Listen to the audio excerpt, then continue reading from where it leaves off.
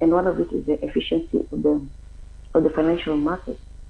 So in the market, we know there's the demand and supply, where the demand is demanded from the individual households and farms, and the supply of the products and services is done by the firms, which we have stated that are from different sources, formal and informal. And the goods here include credit, savings, payments, and insurance at a price. So at an equilibrium, we know that the demand ought supposed to be supplied, but there are inefficiencies in the financial market, and this inefficiencies then lead to Hello. the Excuse. yes, Puthia, while presenting, please keep alerting us when we need to go to the next slide so that we can do it for you. Okay. Just say next once you are done with one slide. Okay. I can see from the screen that we are in the introduction slide, right? Okay. Yeah. So we can move next to the next slide. Yes. So this is the trend of the overall financial inclusion and financial health in Kenya, as I stated earlier. We'll see the inclusion has increased, that is the blue line, over the years. And on the right-hand side, we could see the financial health, which has been declining since 2000. You could see it declining since 2016 to 2019, and then even further to 2021. And this could be attributed to other causes, given that is the period that we had the crisis of COVID-19. Next slide, please.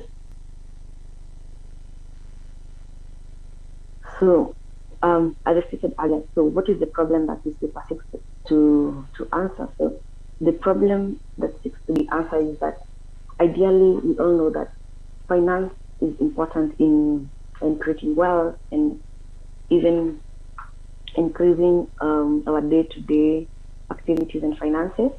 However, even if we have this interest in the inclusion, which it is good, the questions arise, then we need to look even deeper, because our financial health, which is what you can call the financial well-being, has been declining. And so there's a problem. And we need to look at their relationship between the inclusion and the health, given that they're going on a different direction. And if yes, what could be creating this? And so this means that when you say that the financial health is declining, then it means that men and women are unable to use the financial products and services for their daily needs, to cope up with shock and to invest. And so, as I mentioned also, that the coexistence of the high financial inclusion for household financial health then form the crux of this study. And that is why we will want to look even beyond the inclusion that we have for 8.4%. Next slide, please. So this is just a pictorial of trying to visualize the problem.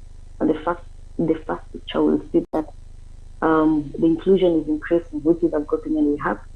But the second picture shows that with time, then the health, the financial well-being is declining. And then the third picture then tries to ask them what has happened, because we have inclusion, but then our well-being not becoming even more better. And so this is just a pictorial of what we could imagine is happening, and we want to look further and see what the problem could be. Next slide, please.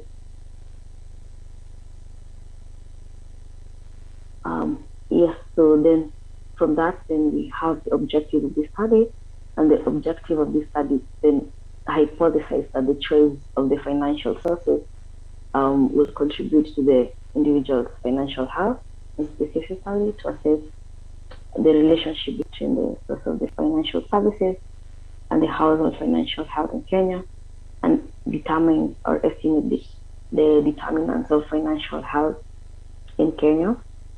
Next slide, please. Yeah.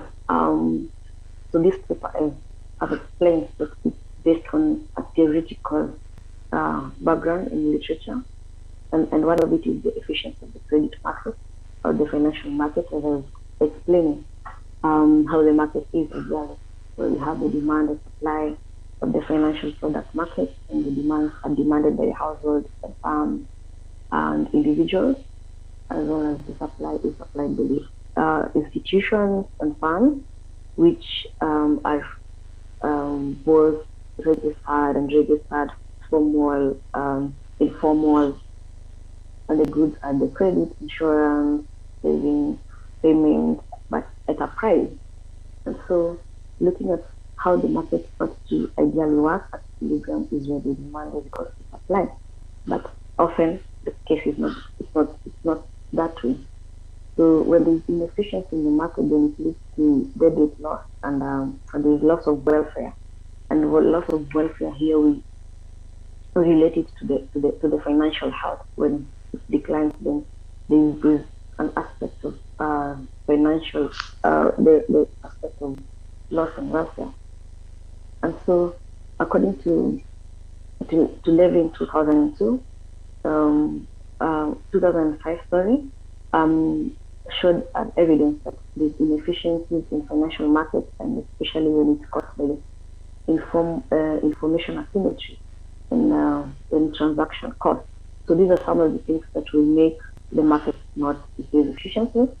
And also, the paper relies on it's backed on a theoretical literature from Stiglitz and Wesley on the credit rationing theory, which basically also tries to identify the financial gaps and informal asymmetry, information asymmetry, and then leads to the problem of moral hazard and adverse selection in the market. And this is just a background of explaining the rationale of this paper and trying to explain what could be happening in the financial market. And next slide, please. So the theoretical framework used or employed in this paper is the one of the random utility, and we know that for random utility. Hello, Mbuthia, you have 4 minutes. Yes, thank you. We know that for random utility model, we know that the consumer will be rational and will choose an alternative of a financial source that will derive the highest utility. And so having this framework, it's a basis for the paper. Next slide, please.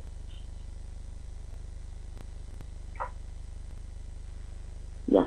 So the methodology that is used, given the two objectives, the first methodology is a multinomial complete model. We have our alternative for the sources of credit, which are more than one, and so we employed this model to achieve our first objective. And next slide, please. For the second objective, then we have the probit model that we use, given that the financial health is a multidimensional index and it varies the values 1 and 0, it's a binary, and therefore we employ the maximum likelihood estimator to estimate the log likelihood function to get our results. Next slide. Yeah. So this is the result that we have on the paper, or that brought the discussion from the paper. And one of it is that the financial sector clearly claims that people who seek the services from the traditional banks are financially healthy, and hence the source is an important explainer of financial health in Kenya. And these men use formal issues just mentioned that are more likely to be financial healthy, where women use formal and regulated informal sources, which are also associated with not being formal financially healthy. So other thing that responds from the study is that sex, age, marital status, and education, income, and even mobile ownership are a product factor influencing the choice of the financial services in Kenya. So these are key indicators that will determine the choice of financial health of financial services. And whereas education, income, and financial sources are also primary factors for financial health. So what that means is that majority of Kenyans seek services from unregulated sources, which include mobile money and digital loans. And individuals borrowing from such sources are likely to be less likely to be financially healthy compared to those who seek from the formal sources. So therefore, from this, then the question is: do financially sound people or use bank, or do banks aid in developing of these financially sound people? So that is a question that we ought to ask from this study. And it's also noteworthy that 3.4% of the excluded population also are financially healthy. So that is something that we want to even discuss further, something that came out from the study. Next slide, and the last slide, please. Yeah. So what are the policy implications that come from the study? The policy implications and conversation that will derive from this study is that the financial health for households and individuals is not always just given because they have access to financial markets, and also to ensure that mandatory financial services plans, protection, and regulation should go in hand with the financial inclusion. And hence, it's good to look beyond financial inclusion to even do more studies and do more policy engagement on financial health in the country. Thank you. Thank you. Let's appreciate her for that good work. Mbuthia, we will send you flowers later when we discuss your paper. I would like to disrupt the program shortly so that we invite Professor Jack Odhiambo, the Dean Faculty of Arts and Social Sciences, University of Nairobi, to give his opening remarks. Then we will move on to the second paper. Prof, you're welcome.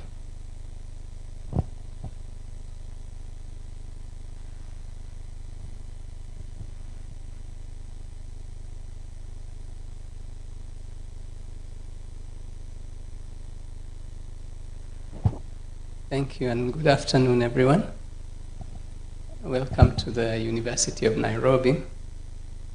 The Vice Chancellor is not able to come, so I will do his part on his behalf.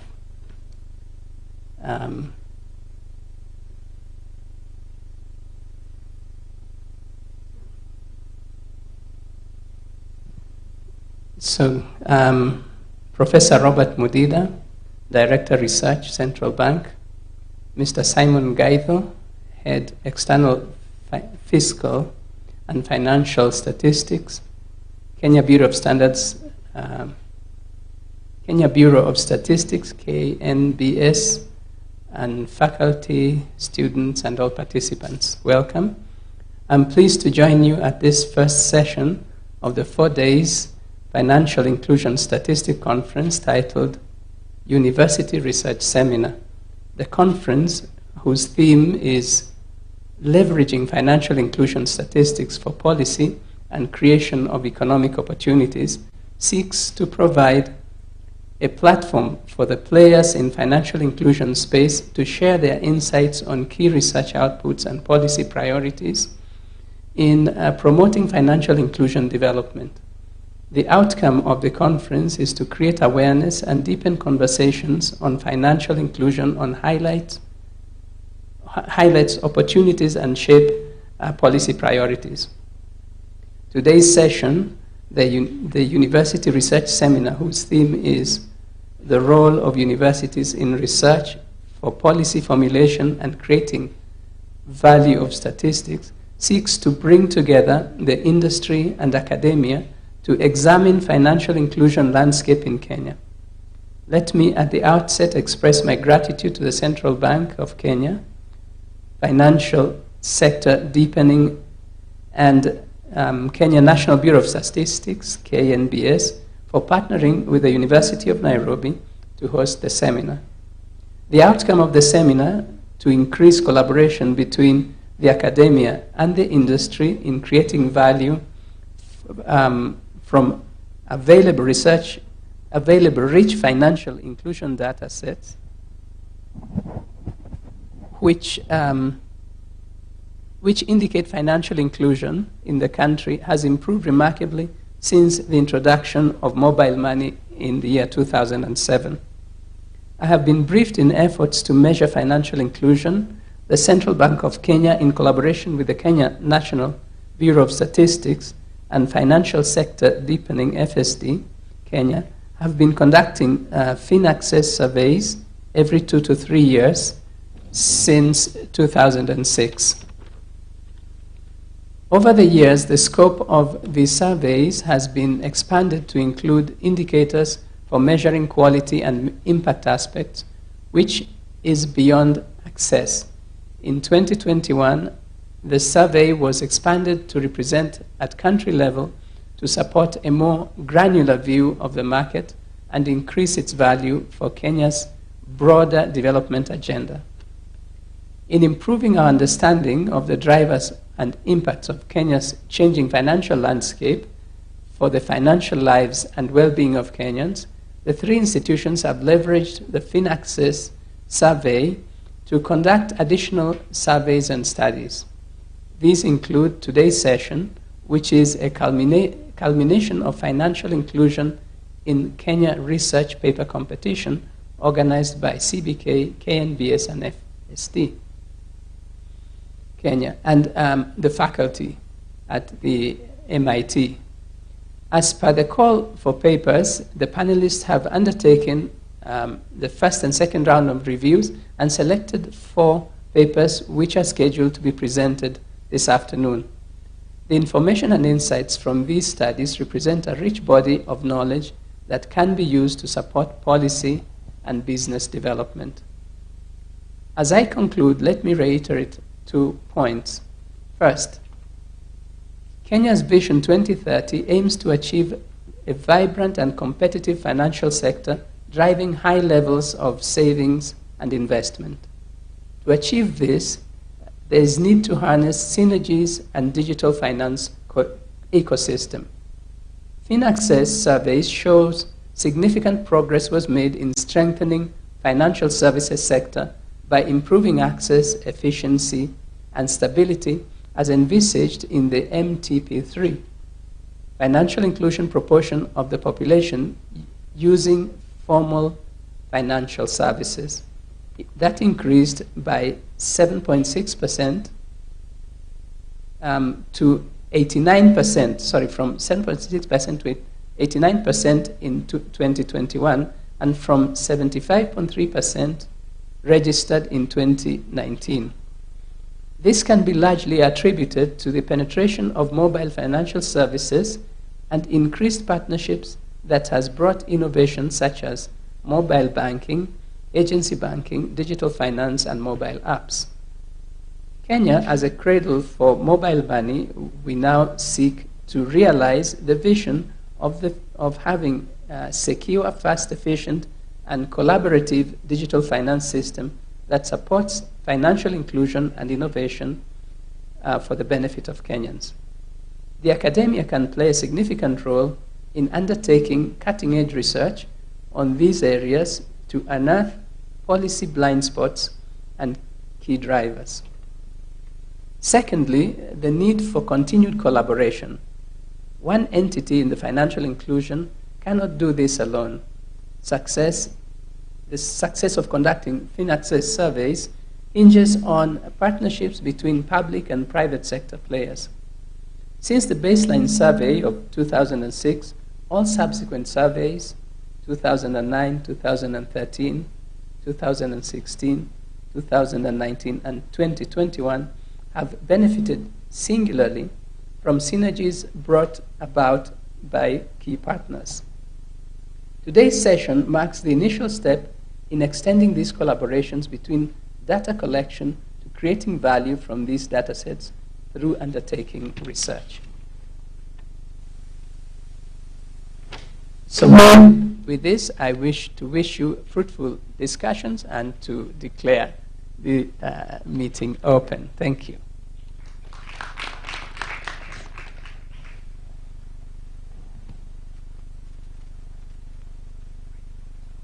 So may I invite Professor Robert Mudida from Central Bank to give his speech.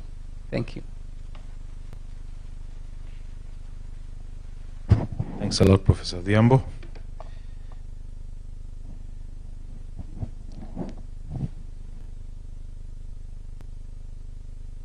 So ladies and gentlemen, good afternoon and also good morning. I think there's some people joining us from across the world.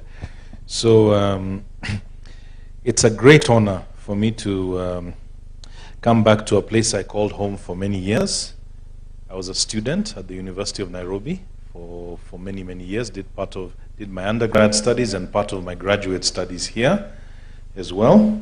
And I was also a lecturer here for 6 years, between 2004 and 2010. So this is a place I really consider home.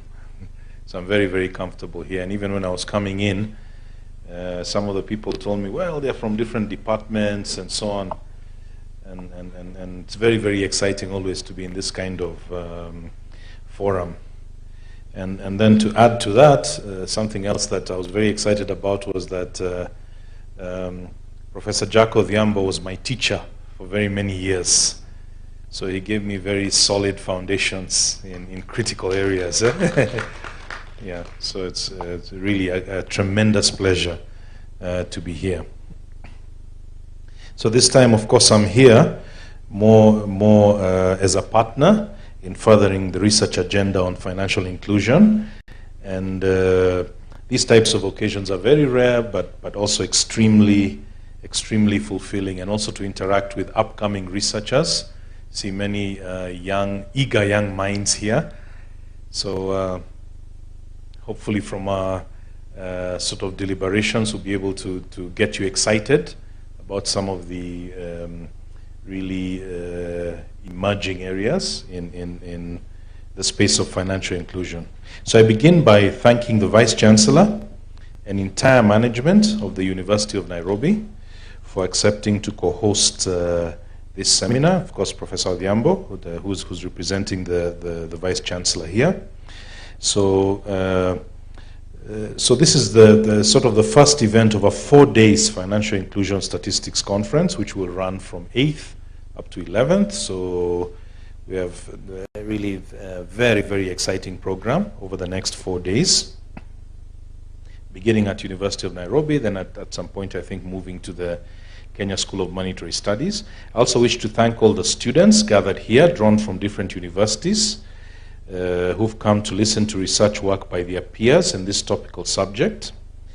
As I say, because of my long affiliation with the university, over many, many years, I'm always very, very much at home in a community where you have faculty, students, you know. And in addition to that, we're here also, of course, to listen to research work and research tips by Professor Christopher Yankee of the University of South Carolina, Professor Tavneet Suri from the MIT Sloan School of Management. I think both those are very, very accomplished scholars. They're going to give us profound insights in this area. And I'll just say that this, more broadly, is a historical milestone in the world of research, where academia and industry congregate in one room to talk about research and its role in influencing policy. So this nexus between research and policy, I think, is a very profound one, because you want policy as much as possible to be evidence-based. So then you need good researchers who are able to produce sort of insightful output that then policymakers can draw on in many critical areas. We're also very indebted to our partners, the Kenya National Bureau of Statistics, and who provided data sets, and also FSD Kenya. I see some of their representatives here, okay? And whose research experience in the financial inclusion space remains unrivaled across the continent. So I'm sure you've come across a lot of work, very profound work that FSD has done in this particular space over many, many years. But also we've come across many exciting data sets from KNBS. I'm sure we've been interacting with them as scholars, students, and so on in many different capacities.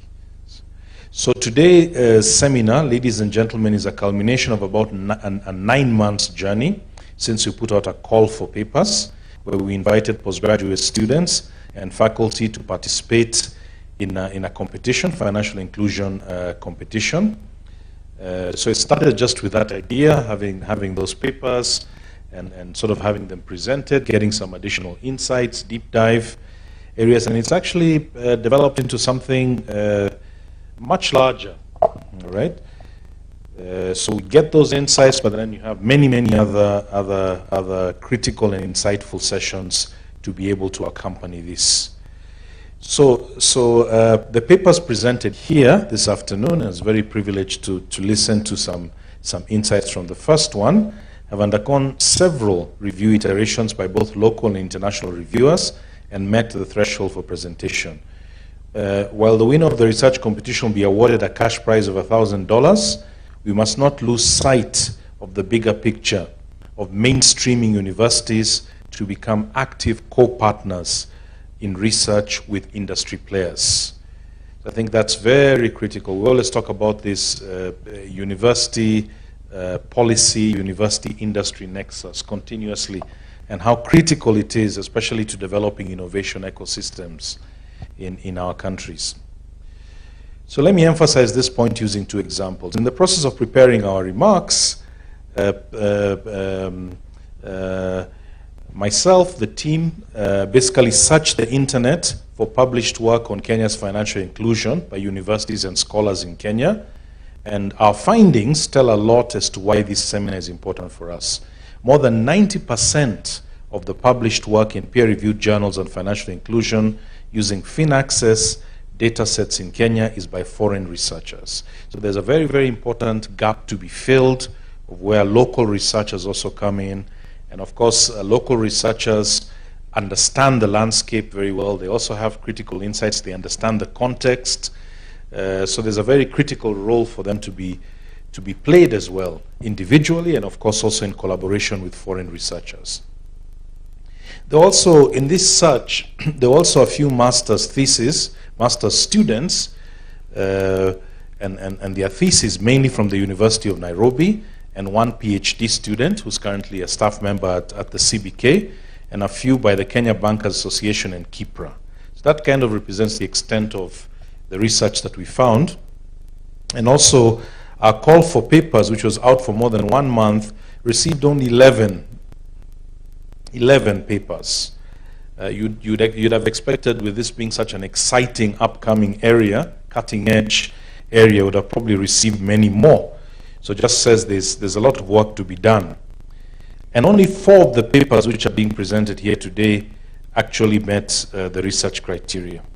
Lastly, the call for expressions of interest for FinAccess deep dive consultants by FSD Kenya in 2022 attracted less than 20% of local researchers, with only 1 consortium of 100% local researchers winning the bid. So this calls into question linkages between academia and industry in terms of collaboration in research. So just saying there's a very important gap that needs to be filled. Turning now to the thematic areas of the seminar today, allow me to give some background information. The Central Bank of Kenya, in collaboration with the Kenya National Bureau of Statistics and Financial Sector Deepening Kenya, have been conducting financial inclusion household surveys called FinAccess surveys every 2 to 3 years since 2006. And if you want to read the report of the latest one, it's also available. You can get it online. Extremely insightful, highly recommended. I think you'll you'll get many, many profound insights about the financial inclusion landscape. So I highly recommend, if you're interested in this space, that you look at them and sort of even look at the evolution over several years. So the objective of these surveys is to measure the trends and dynamics in financial inclusion and the ecosystem, reflecting technological innovations, of which there have been very many, all right? You know, over the last, let's say 15 years, we've had enormous innovations, changing demographics, consumer behavior, policy changes, and even economic shocks to consumers. Most recent one, of course, which was quite extended, was the COVID-19 shock, all right, which profoundly impacted economies around the world, also consumers. So the indicators used are assessed along the lines of access, usage, quality, and impact of financial inclusion, and how these affect lives and well-beings of Kenyans. The latest 2021 FinAccess survey, which, as I mentioned, was launched in December 2021, for the first time measured these indicators along all 47 counties, bringing out uniqueness and challenges across these counties. And another very exciting event that we have this week, on Friday, we're actually going to launch the county report.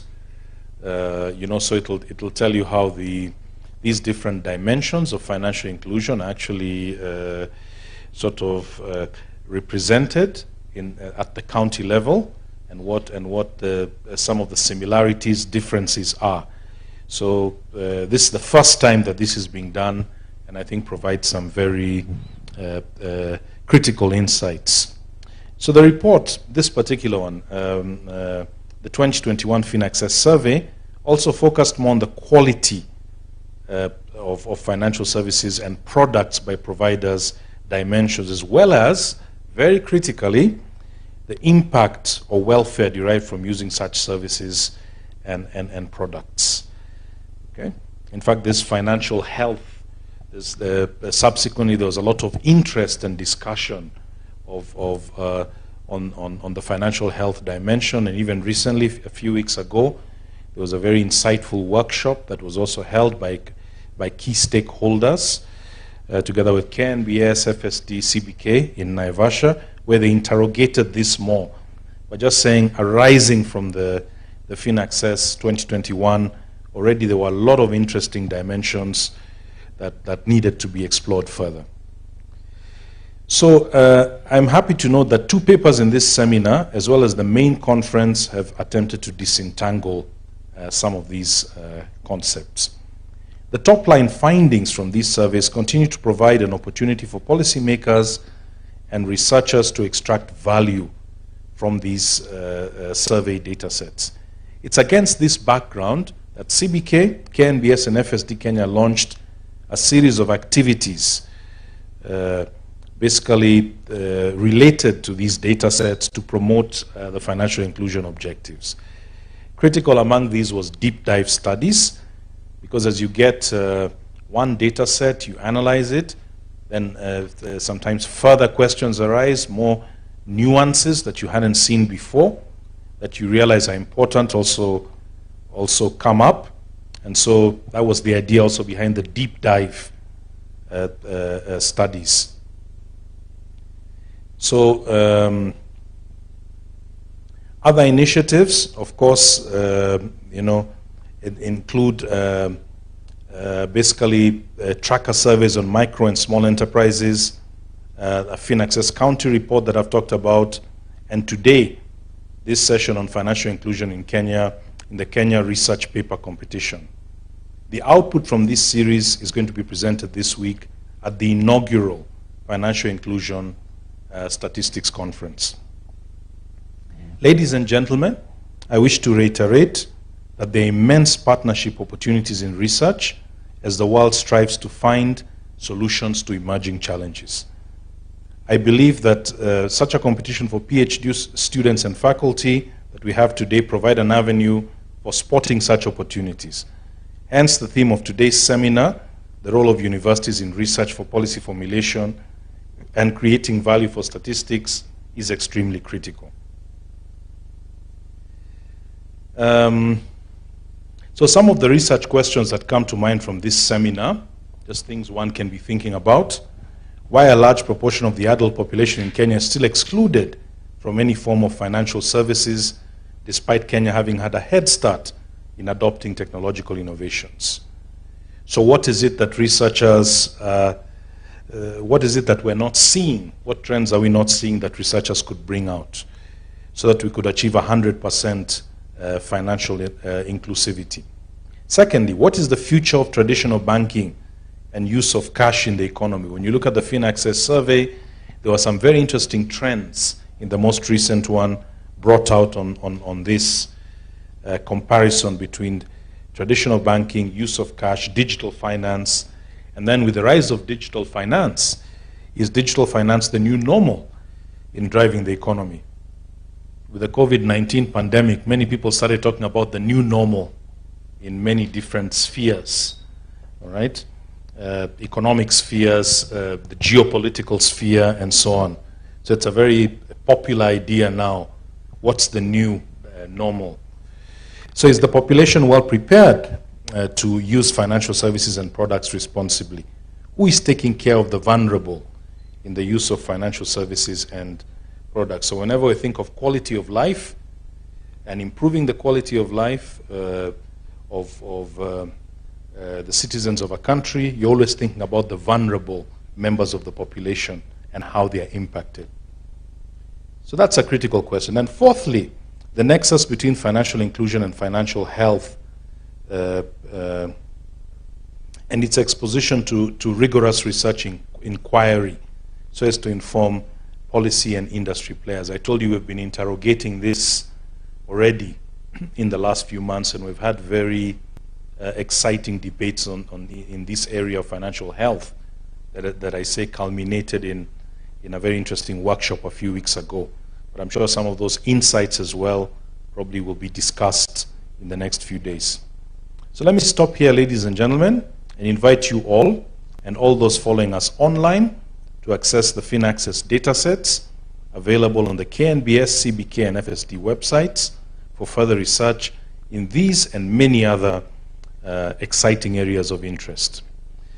I end my remarks by reiterating the need for continued collaboration as the success on this financial inclusion journey hinges on partnerships between public and private sector players.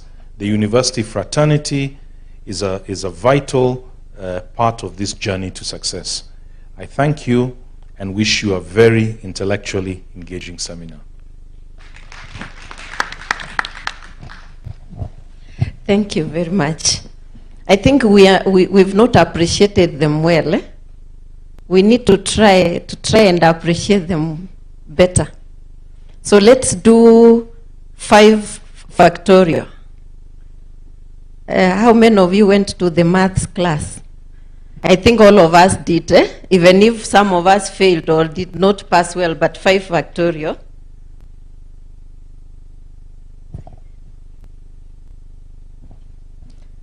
So let's do 5 factorial for the 2, and then we invite our next presenter. So we start with 5, eh? Okay, let's start.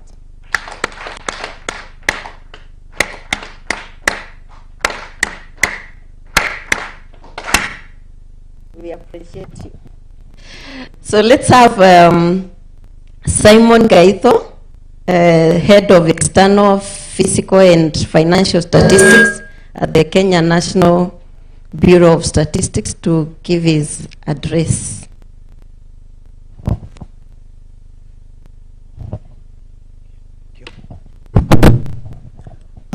Good afternoon, everyone. Yes, I am here to represent Kenya National Bureau of Statistics. According to the structure of our institution, we have directorates, we have divisions. One of the directorates is the one in charge of macroeconomic statistics. And within that directorate, we have this division of external sector, fiscal and financial statistics. So I have my colleagues here. I think you can wave to the crowd. Yes. So we are here out of this conference, I look at it as a, part of a bigger process. And this is a process that started in 2006, in this animal called the FinAccess survey. Dr. Kemo has talked about it. Professor Mondida has talked about it, and also the Professor Ojuang. So, and I want to say that about 5 rounds of this survey have been done, and the latest one is the one that was launched in December 2021, and the aim was to look at the levels of this access, usage, quality, and impact of financial products and services. And out of this,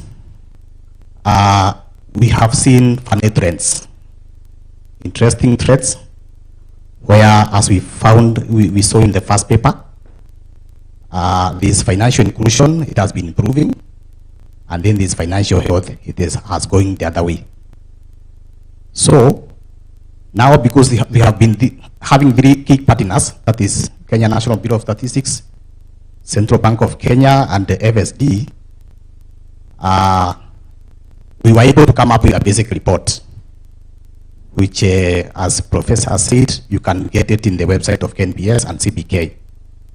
But then, when you look at the graphs like the ones we saw when the first paper was being presented, those trends need explanations. And that's why when I look at this conference, I see it as a very good milestone.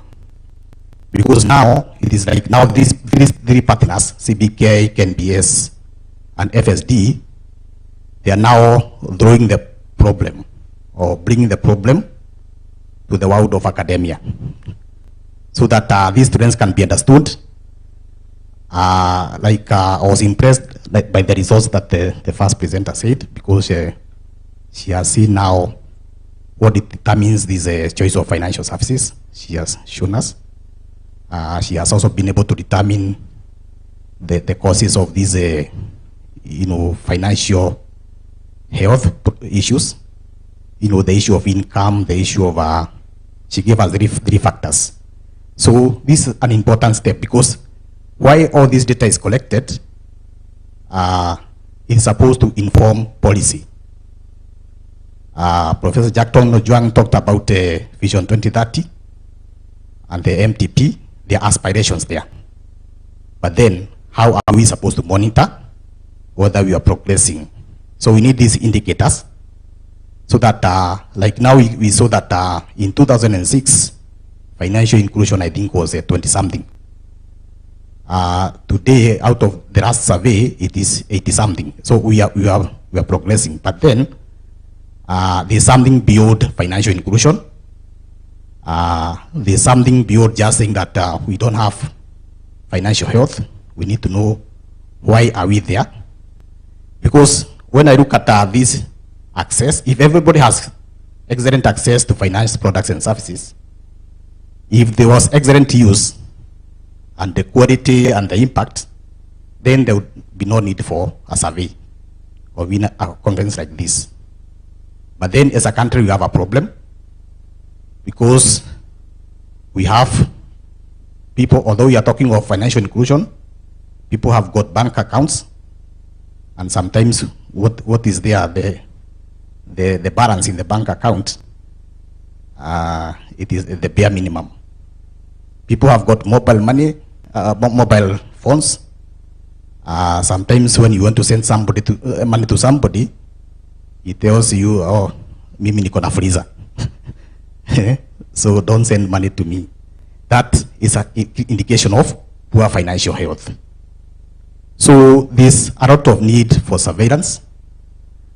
There's a lot of need for further research work, further papers. And that's why when I look at what is happening today and what has been happening in that long process, I see that we are in the right direction. So now, this FinAccess survey, again, the collaboration, I can even say, started during the census. Because remember when KNBS was doing the census, we had, I I believe most of you took part. So out of that collaboration, there was the enumeration areas and then the sampling that was done. And this actually is what enabled this survey to be done. And but now this could not be done by KNBS alone. So the issue of collaboration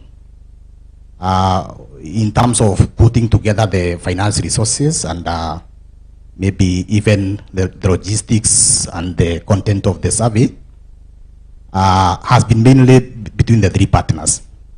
But today is like now we are putting these FinAccess issues to a bigger set of partners so that we include now this world of academia. Yes. So I don't want to talk much because other speakers have said most of it.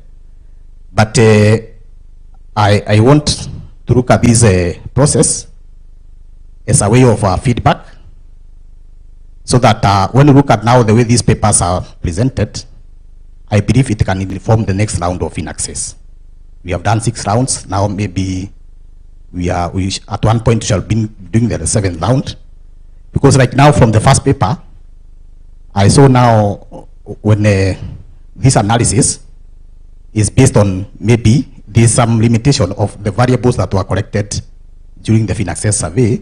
Maybe in future, because I saw the paper was talking about income, we may want to get some questions on employment, so that when people are not are not healthy, maybe because of the employment, maybe it is because of the nature of employment. There is regular employment, there is casual employment, there is piecework, and I believe it can form interesting analysis so that we see who are financially unhealthy or who are most hit by this problem of financial unhealthiness.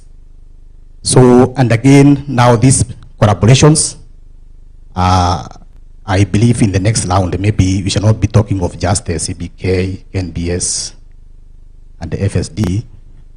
We shall see more of the universities so that we can tackle these challenges. And at the end of the day, the Vision 2030 goals, the MTP goals, can be realized, and if not realized, they can be monitored, they can be evaluated, so that we are able to inform policymakers where are we in terms of these indicators. So I want to terminate at this point and to welcome you to this discussion. Thank you.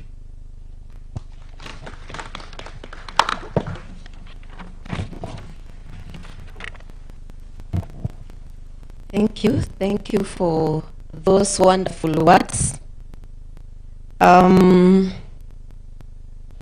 Sometimes we keep saying affirmative action, and then some people, when they do research, they say women are good absorbers of financial services. And even when it comes to repayment of loans, women, we are good in paying, me included. And that is why if you go there researching about Youth Enterprise Development Fund where I work and the Women Enterprise Development Fund, Women Enterprise Development Fund is performing better than the Youth Enterprise Development Fund. Why? Because women, we are good absorbers. And then now I keep asking, are we financially healthy as women than men? I don't know. And that is why I would like to invite Davis to explain to us whether we need, especially on digital financial services, do we need to bring out services that are affordable and customized for specific gender so that we can have M-Pesa for men, M-Pesa for women? Or how can we make it friendly so that we can all be financially healthy? So I would like Davis to take us through that so that we can realize, according to the FSD data set, do we have a gender gap? Are all genders represented in the both in utilization of digital financial services and being financially healthy. So let's have in the next 15 minutes or less, let's have the paper on the nexus between digital financial services and financial health. You can load it so that we can have him present.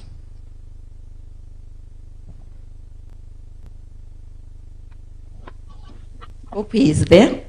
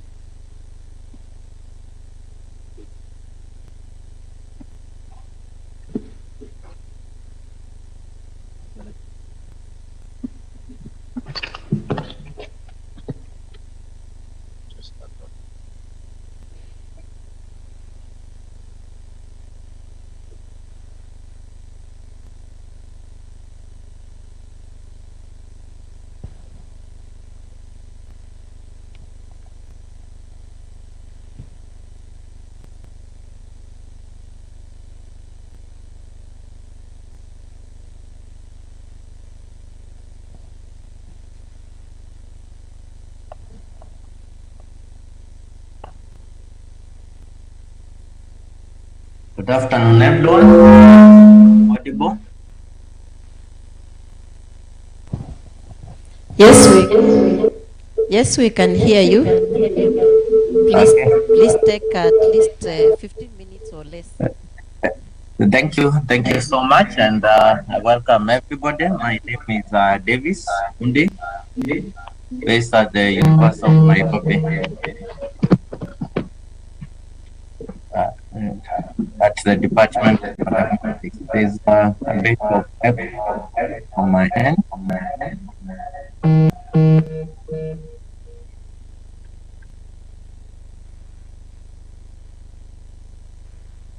Okay, so today we want to consider financial health and nexus with digital financial services.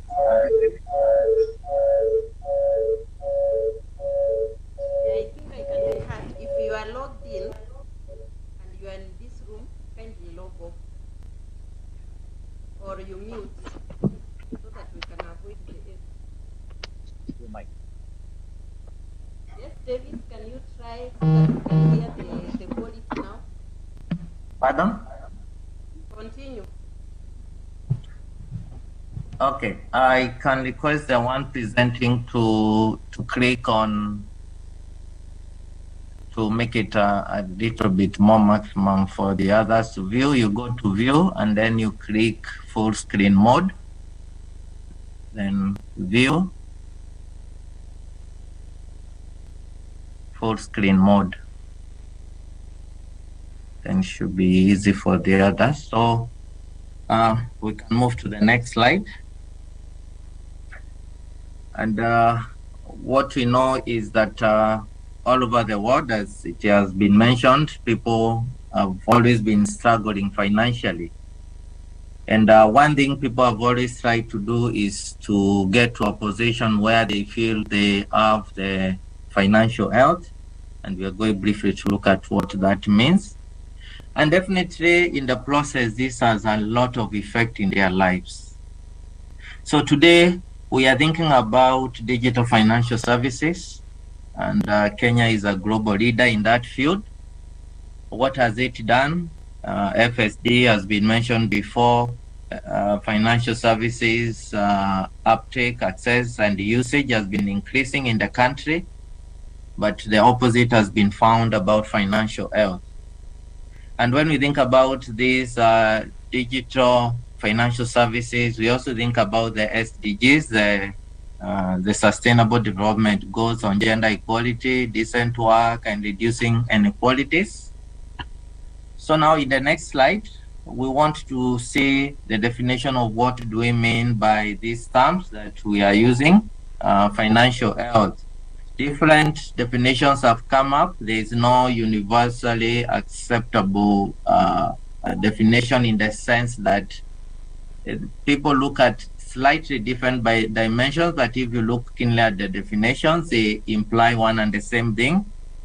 Preparedness to meet and recover from financial shock, ability to meet ongoing financial and consumption needs. When we think about all this, then we see it's our ability to be financially resilient. That is what financial health is all about. When we think about DFS, it could be credit, savings, payments, and mostly delivered through digital channels. It could be online, go to a website, or through mobile phones. Then we'll be talking about digital financial services. And then we are deconstructing the gender. What is basically the gender? These are the social opportunities and attributes associated with being a female or a male. So I'll be looking at male and female and see if there are any differences when it comes to the issue of financial services and the financial health. Can move to the next slide.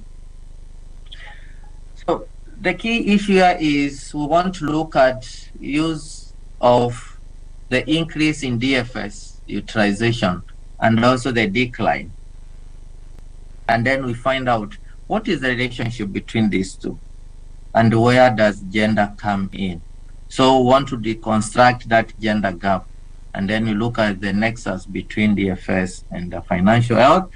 I have 3 questions to do that. One of them is to look at how gender modulates the relationship between DFS and financial health, and also looking at the gender gap that exists in this relationship between DFS and financial health. And then also recommend some policies that can help us to be able to put these two together. That is financial health and digital financial services utilization. When we move to the next slide, we briefly look at some of the literature, just a few of them. I touched on a few. We have one study in America that showed that 57% are not financially healthy, meaning that only 43% of the citizens are. And also in Canada, those who had a score of 66%, differences or disparities were noticed between individuals, social groups, and even regions in that country.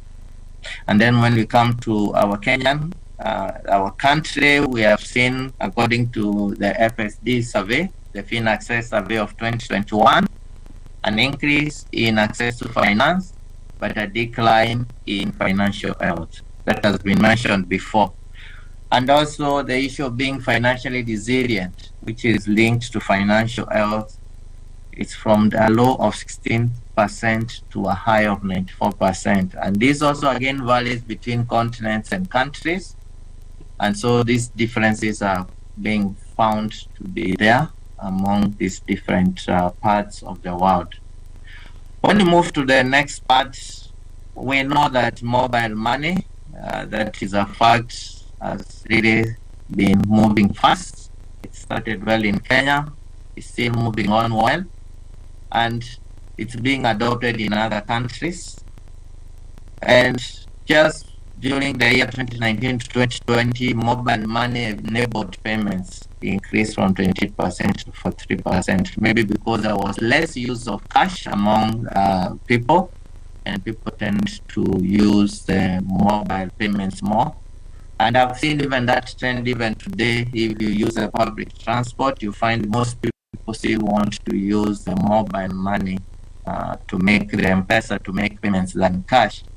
So it's something that has brought in a lot of changes in the landscape of how mobile money or M-Pesa is used in our country.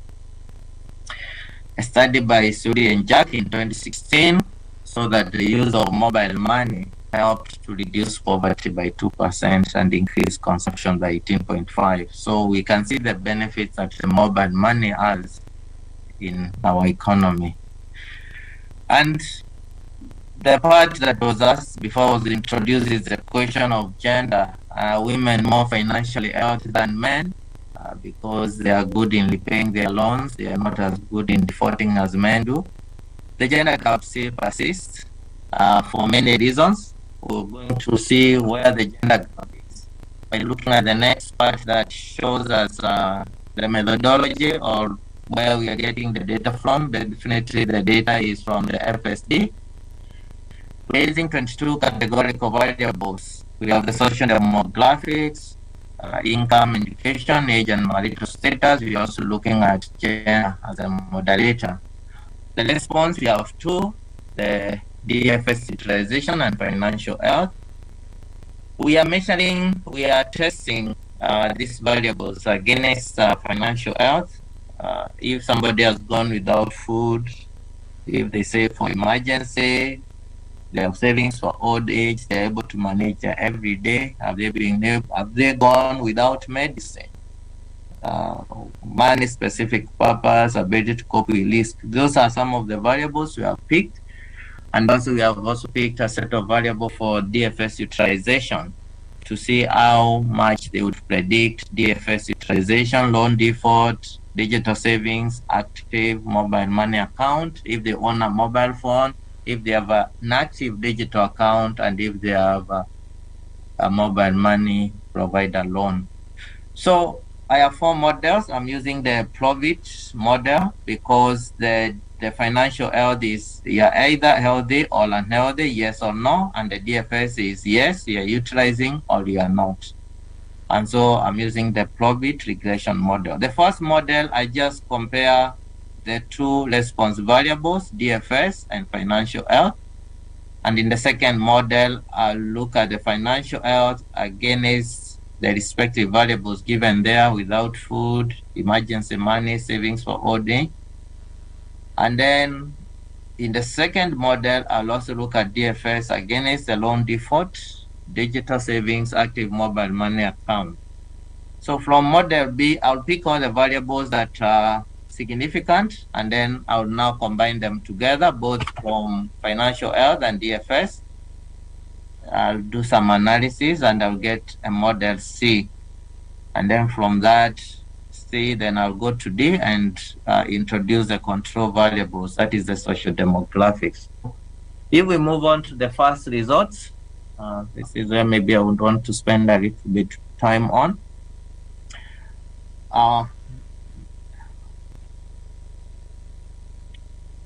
The next slide, please. So this will be on the descriptive statistics. The blue color is for the female and the red color is for the male. Based on the analysis, 57.2% were female and 42.8% were male. So any value above 42.8 means that the male have an advantage, or there's a gender gap in favor of the male. And if the 7.2%, it means that the gender gap is in favor of the women. And definitely, even without discussing much, you can see the color of that table. It's more in red. Let me start with financial health. 48.3% is male, again is 51.7. But remember, in the original data sample that I have, the data set I have, 57.2 are female. So I would have expected if women are more financially healthy, then the value should have been more than 52.7. And from the findings, we can see that there is a gender gap. The male are more financially healthy. The same case for the DFS utilization. Male are utilizing DFS more than the female. Now, the unique part, as I was being introduced, that was mentioned that women always pay their loans on time, which is true. But now the finding, the DEF, which is indicated there in the second line, is the default, loan default. And we find that women, according to that, tend to have defaulted more than the men. Yeah, the gender gap is in favor of women in terms of defaulting. Phone ownership, yes, men have an advantage. The gender gap favors men. AMM is active mobile money. There are more men with active mobile money accounts. The DIG is digital account. Again, 44.3 against 42.8 for the men. So the gender gap also favors the men. The mobile loan, ML, currently used, that is the CU.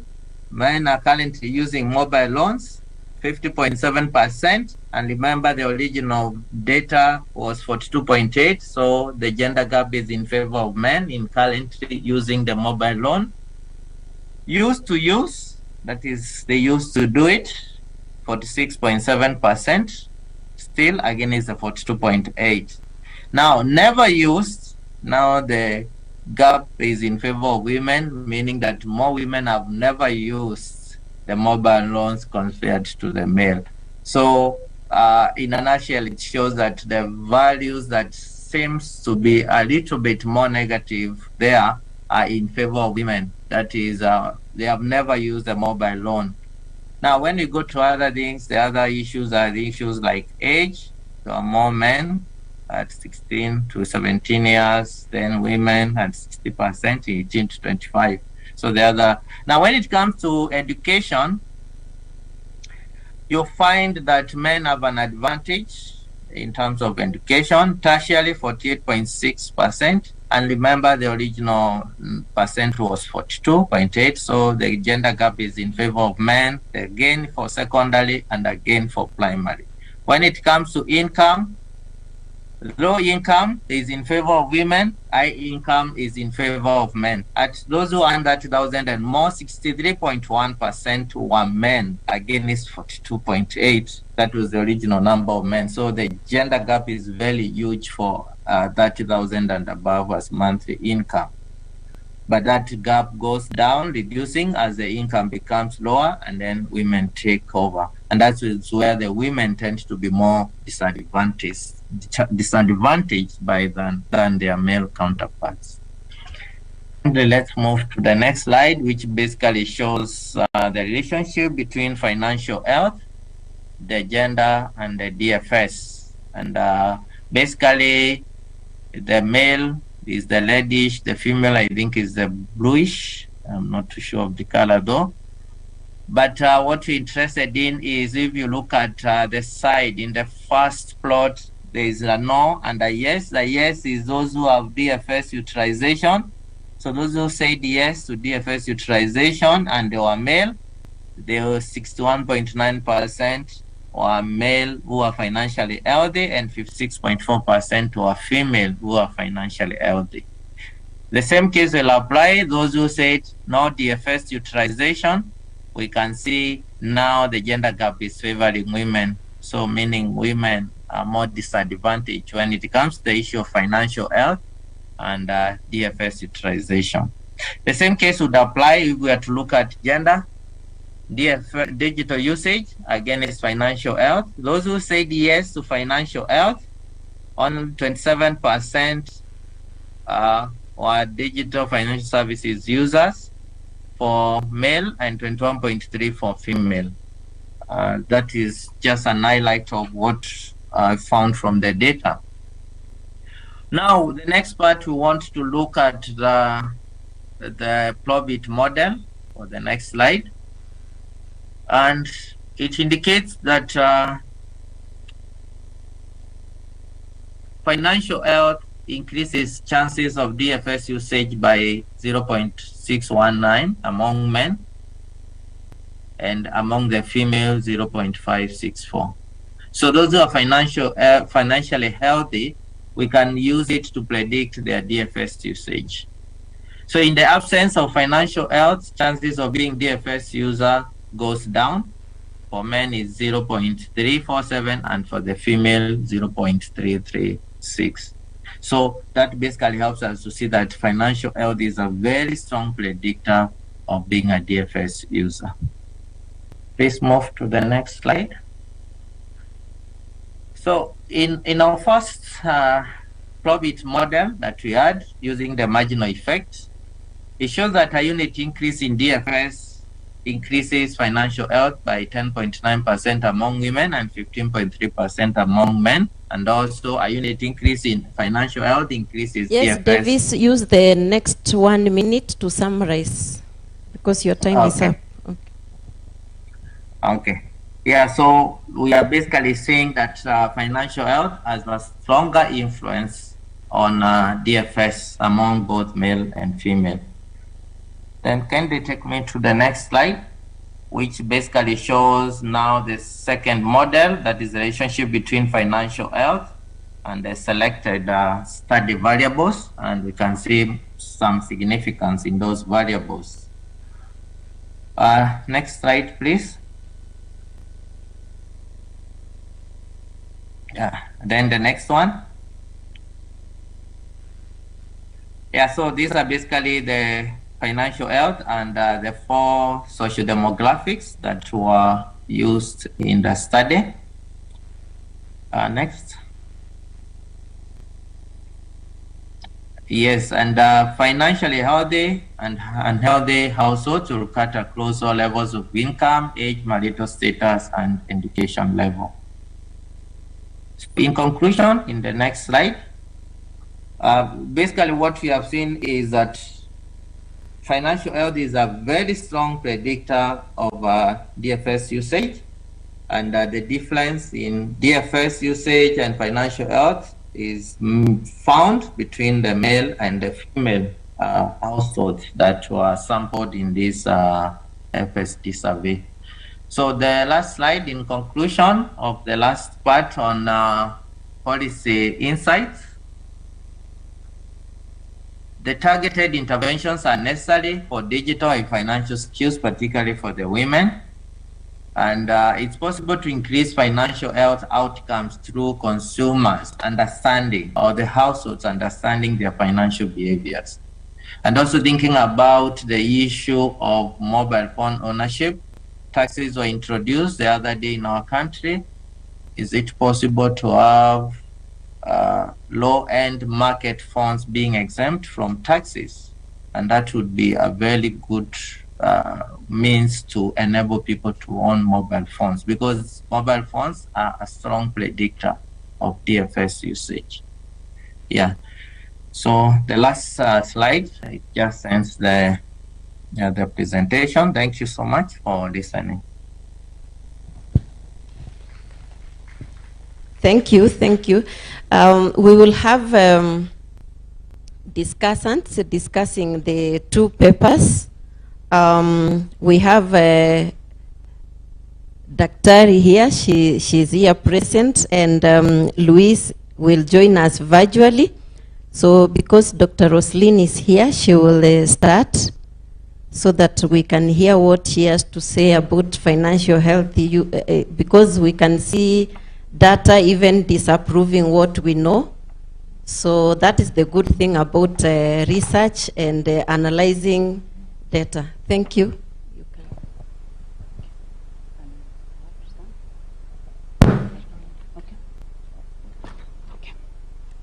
Thank you very much, Chairperson, Dr. Alisa. Thank you also the presenters. Mbuthia, first name is difficult to pronounce, and Davis. So I have separate comments for each of them. So I believe that I need to read first the first paper, then I can go to the next paper. So the paper on financial health in Kenya, beyond financial inclusion. I'm going to give a general comment, then I'll give specific comments. I'm hoping I have enough time to do that, but I'll gloss over some of the things that became clear during the presentation. So the paper examines the determinants of financial health and assesses the relationship between the sources of financial services and household financial health based on the FinAccess survey data 2021. I find this topic relevant. I enjoyed reading it. And as you heard from the professor, I Googled also to see whether anything has been done that looks like this paper, and I didn't find anything that has been done looking like this paper. So it seems like it is the first of a kind. So I applaud the author. Having said that, so let me contextualize my comments. First of all, I want to indicate that given the fact that we know in Kenya, financial inclusion is at 83.7%. Kenya is therefore at a level where financial inclusion is not the big question, the big policy question. So the big policy question is the quality, which is the main subject of this paper. And this paper has used the Financial Health Index to be able to show whether there is financial health and what are the factors that determine financial health.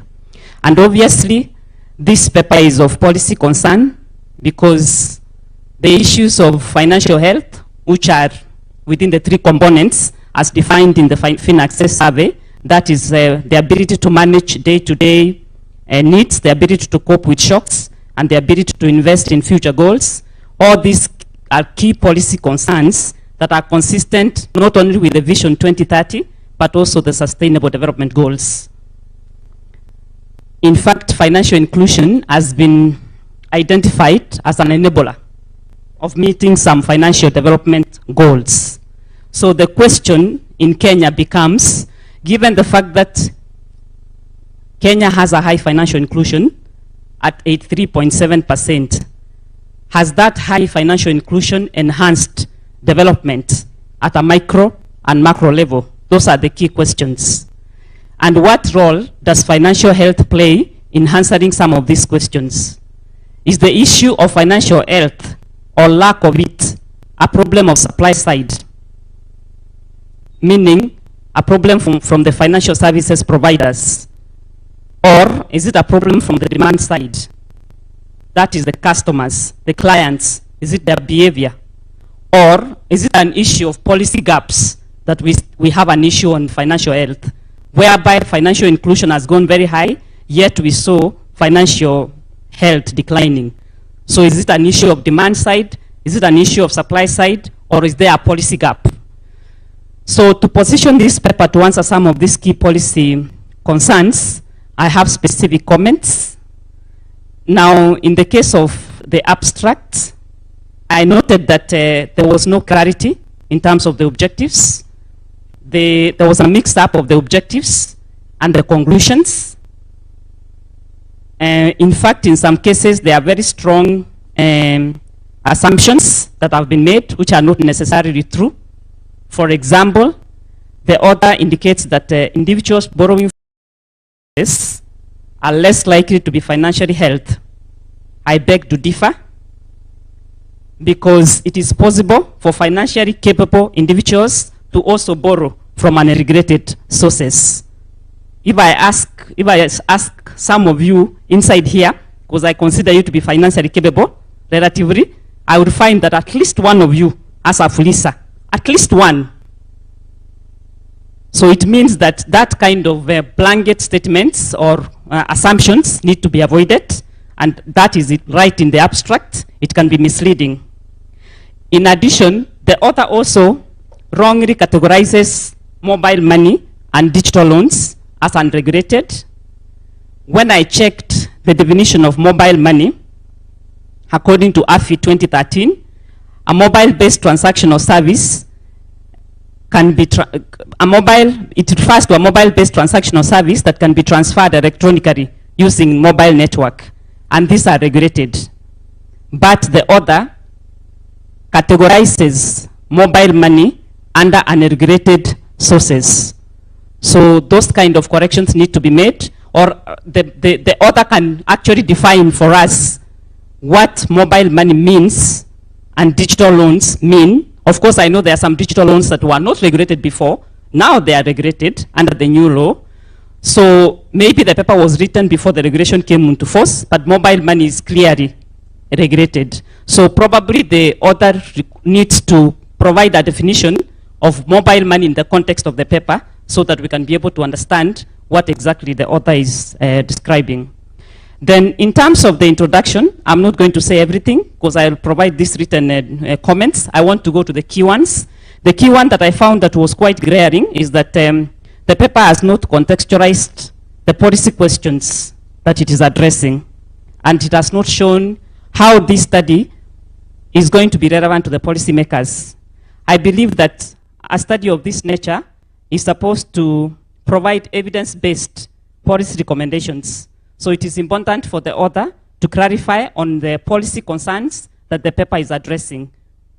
Then I also realized that the author has not defined financial health. While I myself understand what financial health could be, and I know that as the second Ndwiga Davis indicated, there is no universal definition, but you need to provide the kind of definition that you are using to contextualize your paper. So the author has not actually defined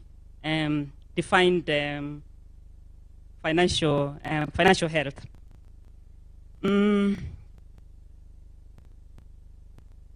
I also note that the literature has missed some very important references. For example, if I can go to some of the references that I've recommended. Sorry. I've given about 5 references which are missing, very pertinent on financial health. For example, Ndapa, HL 2022, Kempson, among others. I have put them here. I found that the author was actually biased in terms of theory. That is why some of these references are missing. The author was biased towards financial inclusion, yet we have some work that has been done, of course not for Kenya, for other countries, that we could have wanted the author to make reference to on financial health. So the literature review needs to be strengthened, both in terms of theory and in terms of empirical work, previous empirical work. Then in the methodology and results, I noted that the author used sources of financial services as a proxy for loan quality. And when I checked some of the FinAccess data, I noticed that there are other better indicators of loan quality, such as non-performing loans, number of outstanding loans, and the debt burden, even the arrears. So I was wondering why the author only used one indicator, which to me appears to even to be a poor indicator compared to the other variable indicators in the FinAccess data, the one of sources of financial services. So I recommend that the author considers using other indicators that are better measures of loan quality. Additionally, I also noted that the author has excluded, I'm going to be fast, excluded some variables, key variables, omitted some key variables in his equation, in our equation. Like when she was coming up with the determinants of financial health, one of the variables that is excluded, I think, is important, which is important, is financial inclusion and financial literacy. If it is, I believe it is possible to get it from the FinAccess data. Then I also noted that it is important for the author to assess the causality between financial inclusion and financial health, because it is not obvious that it goes one way. In fact, I've given examples here, I don't want to read it, of how it can be both ways. The author has also stated results without expounding them. For example, this one I have to give an example. For example, the author says that when you are married, you have more access to financial services. I want to challenge the author to interact that marital status variable with income and re-estimate. The results might be different. Then in terms of the conclusions, I encourage the author to tease out different results from the study so that it can be different from the conclusions from the FinAccess survey. I was trying to look for what is new beyond the FinAccess survey. So I encourage the author, the paper is very good, the author needs to tease out more results that can distinguish the paper. And in terms of policy implications, I saw that some of the policy implications that are provided do not derive from the results. We expect the policy implication to be derived from the results. For example, where the author talks of non-predatory and client protection and regulation, yet from the results, we don't see anything talked about with that respect. And finally, I could wish the author to reflect the fact that the digital financial services are now being regulated consistent with the Central Bank of Kenya Act 2021. So that is for the first paper. So I don't know whether you want me to read for the second paper as well, or we give the others. I can summarize. Actually, the second paper, most of the comments are very similar, by the way. Probably I can just go directly to the ones that are different from what I've read.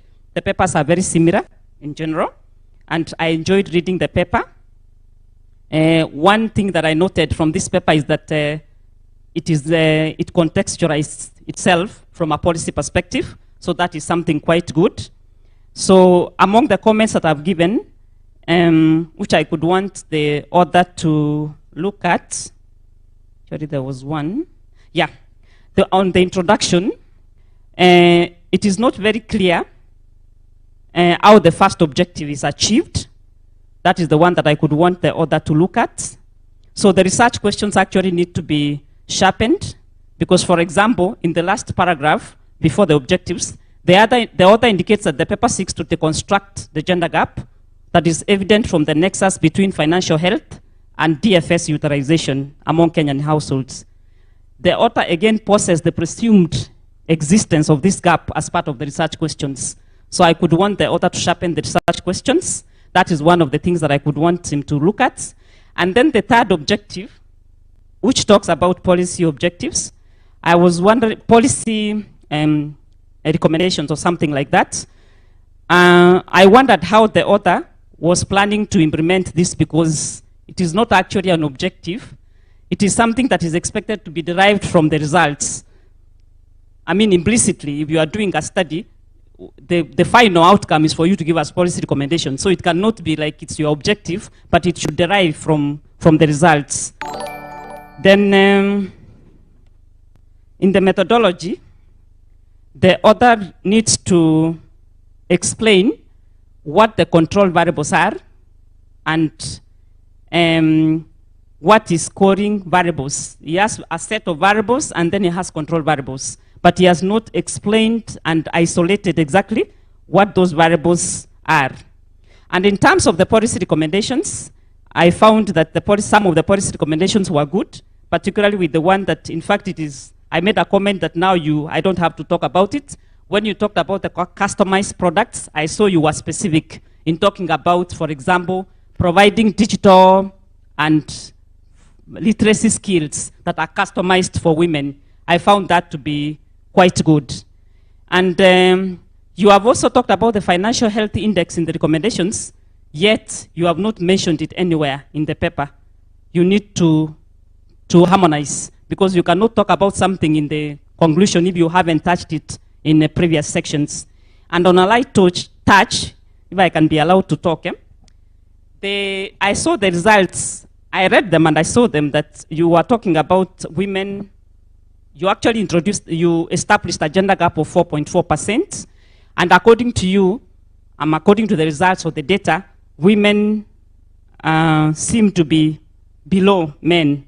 So I was wondering, I don't know how the people inside here can react to that. Probably it could be an issue of cultural issues, because it is possible that men have to forgive me. Some men tell their women to go and borrow loans for them, and they give them the money. So it means that probably because men are poor managers, that is why we were seeing that women are not able to repay loans. Yet that money might have been borrowed by the woman herself, and the man is the one who mismanaged it. Men have to forgive me. Thank you, Daktari. I think you really dissected these papers. And if I was going back to campus, I could have decided that you be my supervisor, because my paper could have been the best. Thank you. So let's have Professor Roslyn also taking the fewest minutes possible, especially those things that have been touched. You can avoid them. Use this one. Okay, thank you very much, Madam Chair. And I want to take this opportunity to thank everybody, the organizers, for this opportunity. So I'm going to be brief because I think my colleague, Dr. Misati, has touched on some issues. On the first paper by Mbuthia, I will also avoid the first name. I want to start by saying that the paper is very well written, and it clearly establishes the trend of the increase in the financial inclusion on one hand, and the decline in the financial health in the country on the other hand. That's very clearly presented, and it therefore shows the divergence whereby there's the financial inclusion is increasing, but financial health on the other hand seems to be declining. Now the motivation is also therefore very well brought out, and the background is adequate. But there are just a few things which I will mention. First, I think maybe just as in general, to make it easy for the reader, the author can try to number the headings. I think they are not numbered, and it's difficult sometimes to refer back and forth. Now, there's a conceptual issue which I want to raise. One is that this is the fact that in the introduction, the author makes an important observation, which is actually key to this research, is that the link between financial inclusion and the financial health declining. But, and therefore, the author goes ahead to say that this, it calls into question the assumption that financial inclusion in its current form will necessarily lead to improvements in financial well-being. Now, this is an important assumption, and it is a statement on which, to some extent, the research is anchored. But it is important also at the same time, it assumes that there's a relationship between financial inclusion and financial health. And this assumption is not stated, or is not presented or discussed. So there should be, therefore, an explanation of the theoretical relationship or any conceptual relationship between the two. Why should we, what is the anchoring of this assertion? Why do we make this assumption? So I think that's an important aspect which needs to be addressed by the author, so that whoever is reading this paper can know what we theoretically should expect, what we should assume or even hypothesize to be the relationship, and then we can use this then later on to compare with the results. Now, the objectives, again, are not very clearly stated, and one of the objectives is not clear whether the author is talking about assessing or accessing. I don't know whether that's a typographical error or it is just that. So that needs to be explained, and again, the objectives are clearly stated. Now, under the literature, there's a theoretical literature, and I think that is well presented. But there's something about the information literature on information asymmetry, which is presented, and I think it came out also in the discussion. Now, I think this is important, and but I don't know whether I think the explanation or the use of this information asymmetry theory is well used in this particular paper, because it says that, and I quote, that due to this, the lender, because of the information asymmetry, the lender is compelled to practice adverse selection and moral hazard.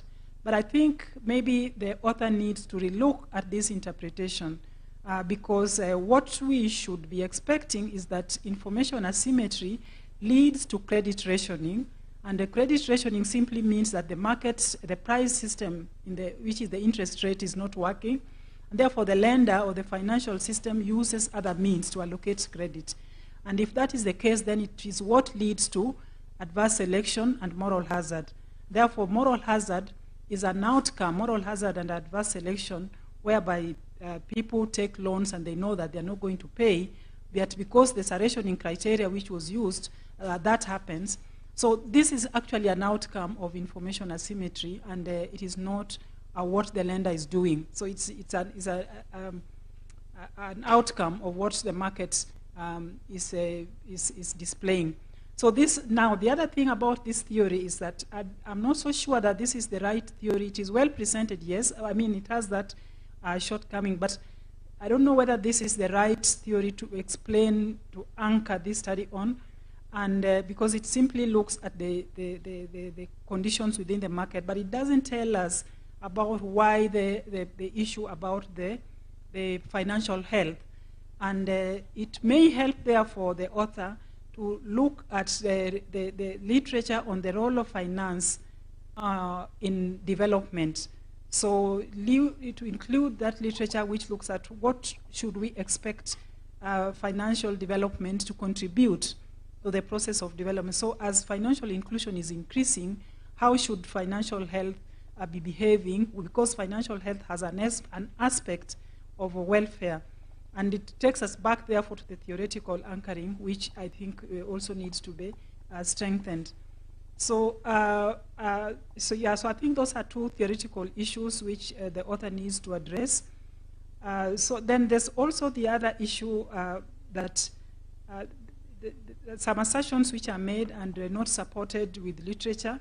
So it talks about literature or the research showing that having access to financial services has improved some aspects of poor Kenyans' lives. But there's no indication, there's no evidence on that.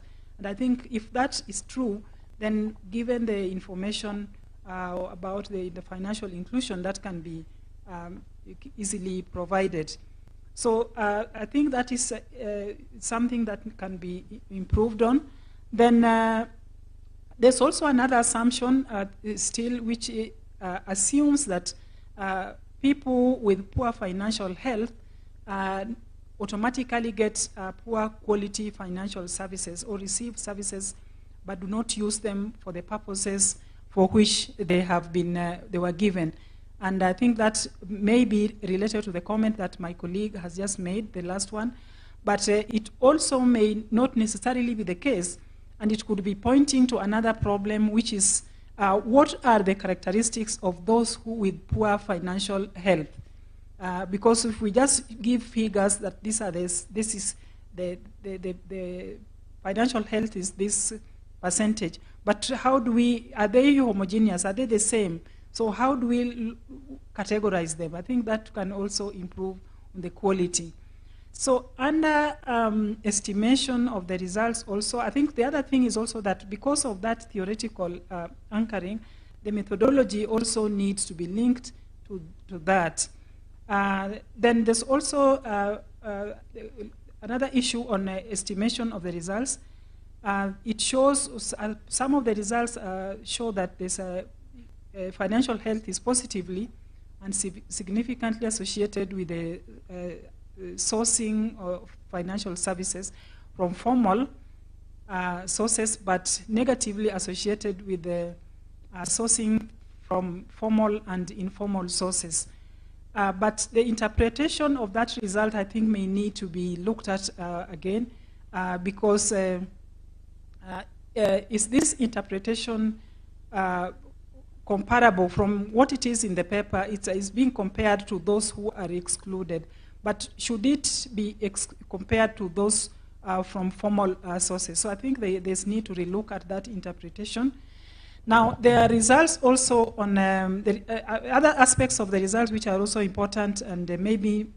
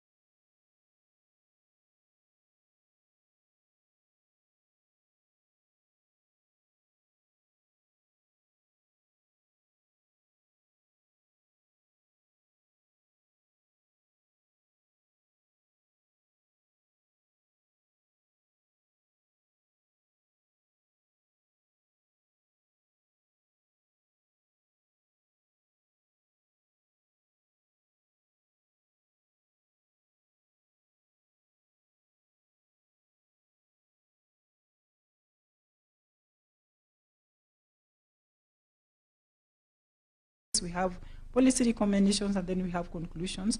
And the conclusion, policy recommendations are drawn from conclusion, so it should be the other way around. Thank you, Chair. Thank you. Now, because our time is up, I would have Luis straight away. And Luis is joining us virtually, and I would wish that Luis starts with the second paper so that it takes like 6 minutes to summarize. Is Luis there?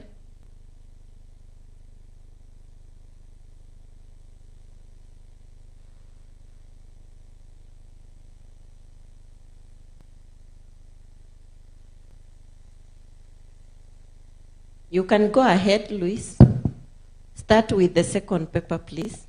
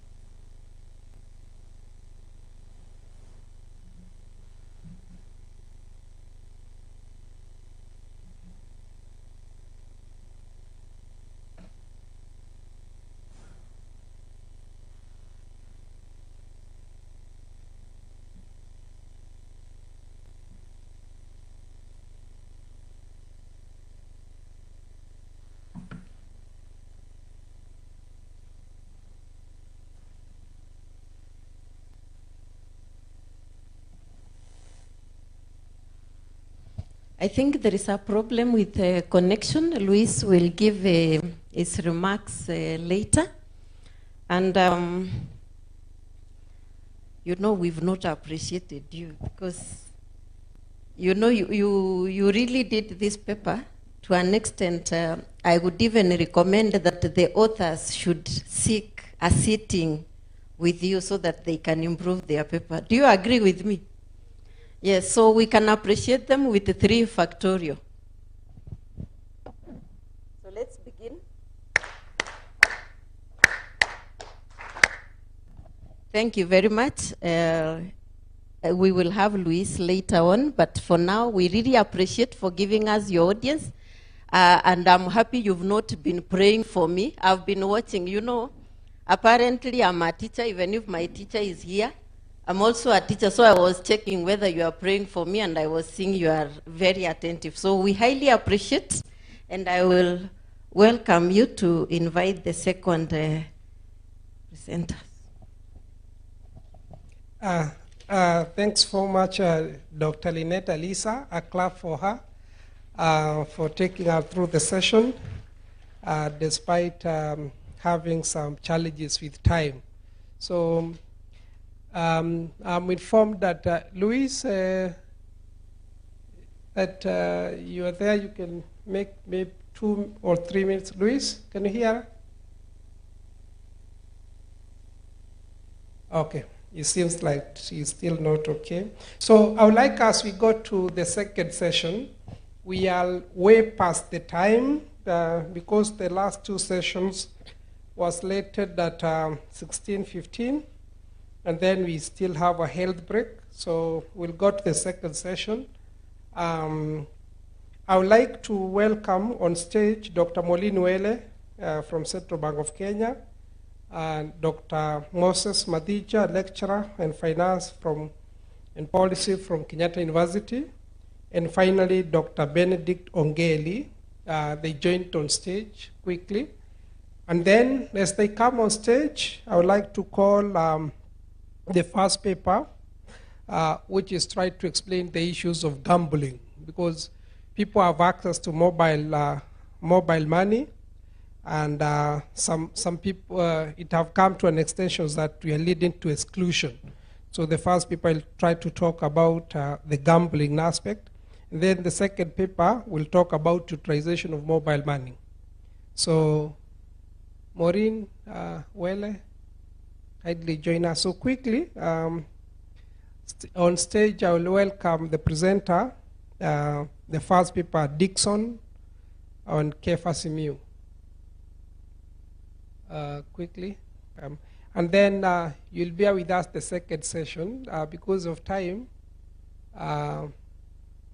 we'll request you to make a 10-minute, we had planned 10-minute presentation. And then the speakers, the discussant will take each 10 minutes, and then the discussant, because there are two papers, what you'll do because of time, and since you have written comment, you submit written comment, but you only discuss one paper each that have not been discussed. So quickly welcome Dixon.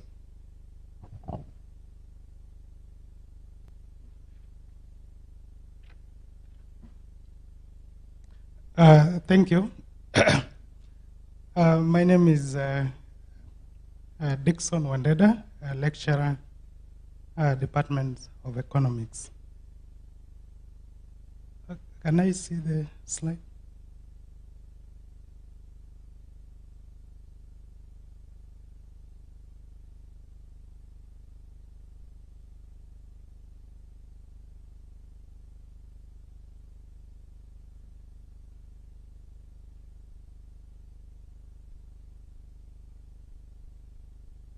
Do you have the slides?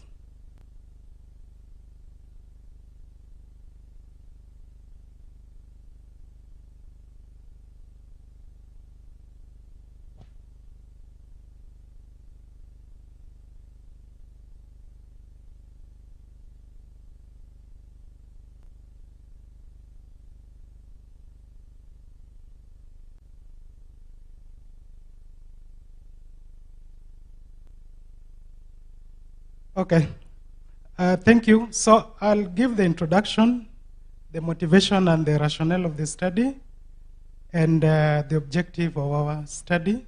Then my colleague will briefly look at the methodology, the finding and the policy implications emanating from the study findings. So next slide, please. Next, let's go next. So when you look at that picture, it depicts two scenarios. A book is celebrating a win, but remember in the betting market, a bookie never lose, and they rarely lose. And secondly, a gambler celebrating a win. And one win for a gambler implies another loss for another gambler. So it is a zero-sum game for a gambler. So a gambler always starts at the disadvantage point before even the game starts. Next slide, please. So globally, we see that gambling prevalence rate is between 0.1 to 3.4%. And again, if we further interrogate the Finaccess 2021 report, we see that 13.9% of Kenyan households are actively engaged in gambling.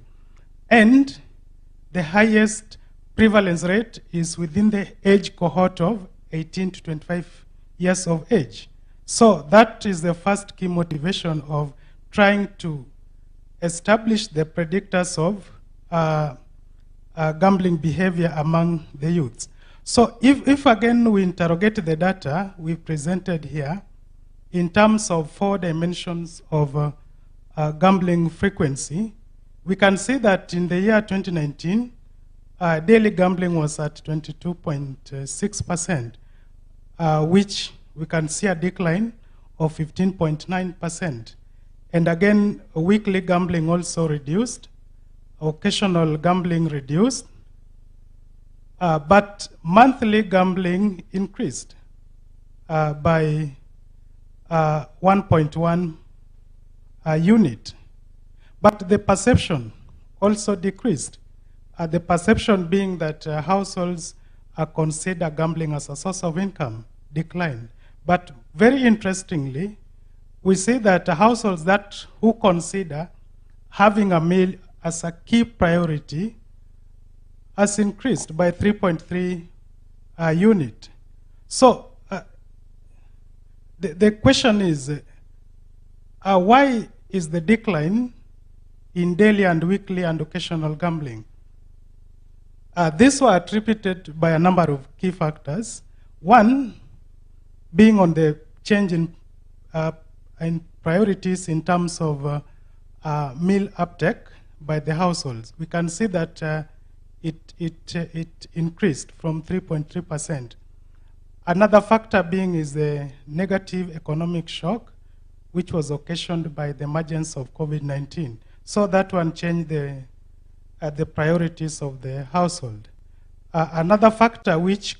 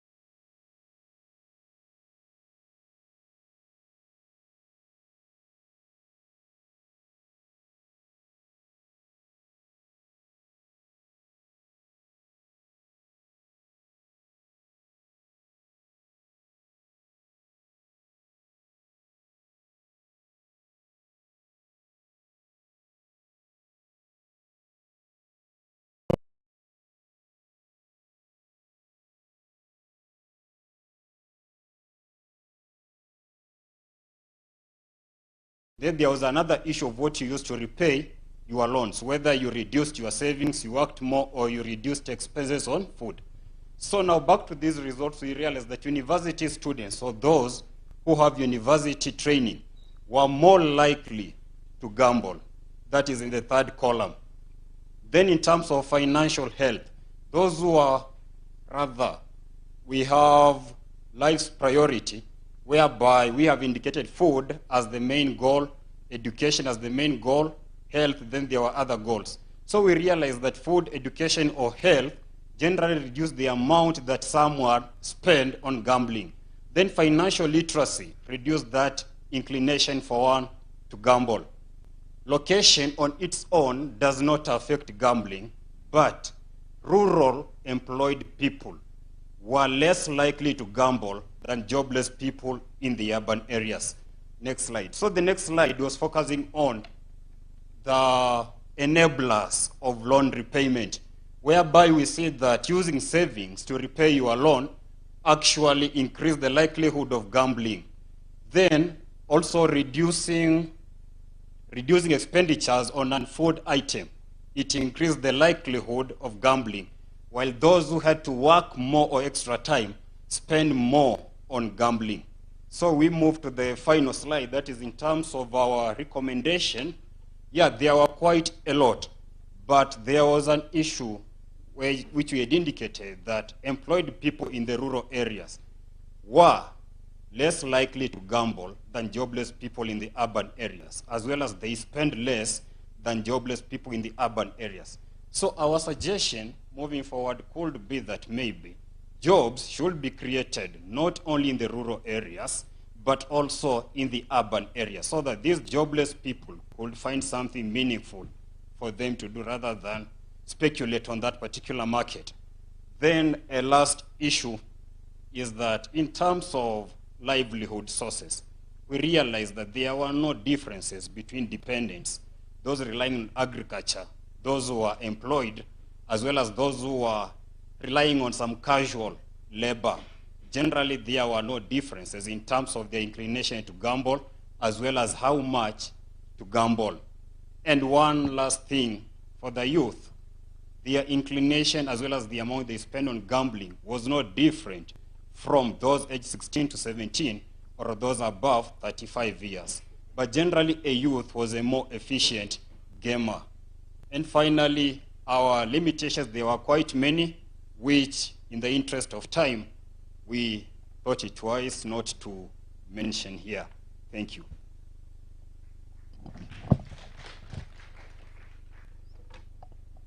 Thank you so much, Kefa, and thank you for your paper. Very interesting findings. One is that if you're a university student, you are more likely to gamble, and all of us knows that at university you're supposed to get more education, you're supposed to be more financially literate, but the study says that there's a lot of gambling at university level. So let me not expound on the results because you have a panelist here, and then I welcome the second presenters of the paper, that is the paper on utilization of mobile money services and financial inclusion in Kenya, evidence from 2021 FISAXA survey, which is done by Florence Narima Simiu, which I have to declare here that we used to work with Nelma Simiu sometimes back, and Miliano Davis. So karibu. Okay, thank you. Good afternoon, ladies and gentlemen. My name is Milimo Davis. I will start, and Lawrence will pick up. So, can it be projected? So, our paper is about the utilization of mobile money services and financial inclusion in Kenya, and the evidence is coming from the FinAccess survey. Yes. Next. So financial inclusion is about offering cheaper financial services to especially the unbanked, the unbanked population in rural areas. And it was acknowledged by the World Bank as one of drivers of the Sustainable Development Goals. it can lessen poverty, it can boost shared prosperity. So mobile money services has actually increased financial access to financial services for nearly everyone. Next slide. So it's grouped according to mobile transfers, that's person to person, mobile payments, mobile financial services.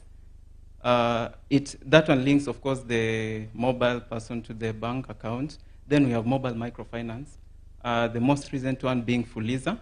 Next slide.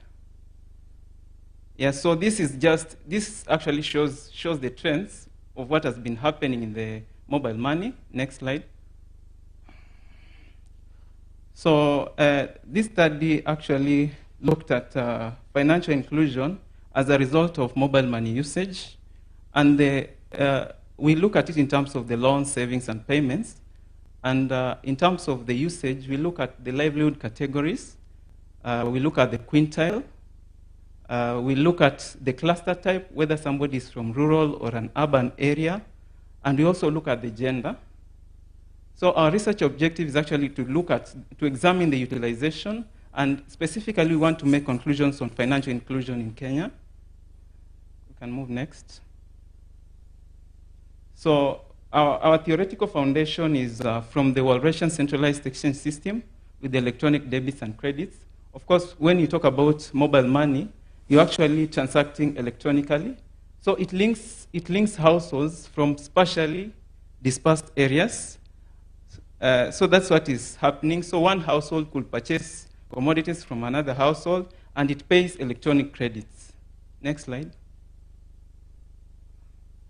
Then another theory is about the turnpike model. So this theory, it has two intervals where when people are making loan agreements, so when they are together maybe within the first two intervals, they are physically in contact. Then the third four, they are not together, so they are not physically in contact. So within the first two periods, they can issue short-term loans, but when we have maybe technology advancing, then it allows one to make maybe longer-term loans. So that's the turnpike model. Next.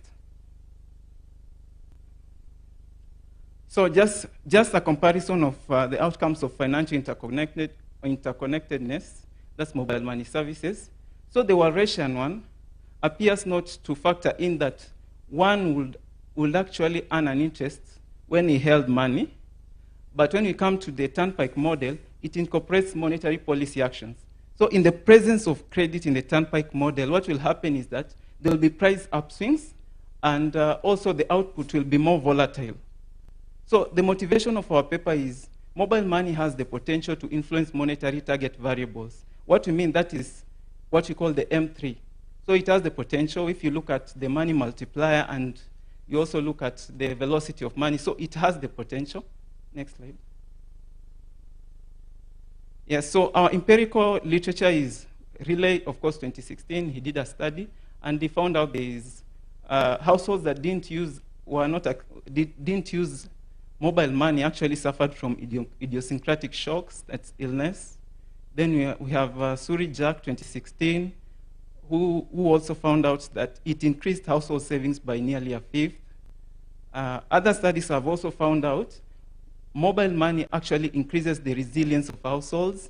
It also increases the access to credit. So we move to the next slide. So the next this is the conceptual framework. Next. So this is the random utility model that we are modeling the random utility of course, it's a finite set, and it's grounded on the assumption of independence irrelevance assumption. So our dependent variable, we have the logit, that is the logit of the probability, is the log of odds, of course, of using mobile money services. Our independent variables are livelihood category. So we have the dependents, we have those who are employed, we have those ones who are in agricultural sector. Under wealth quintile, we are moving from the lowest quintile to the highest quintile. Then sex, of course, here we are talking about gender. The cluster type is rural-urban. Next slide. Yeah, so these are just results in terms of the frequencies. We can see that majority of the people actually use it on a weekly and a daily basis. 38.7% use mobile money on a weekly basis. The reason for taking mobile banking loans, 35.4% actually take it to meet day-to-day household needs. We have about 1.4 to purchase agricultural inputs, 20.3 take it for education, for emergencies about 24.2. Next slide.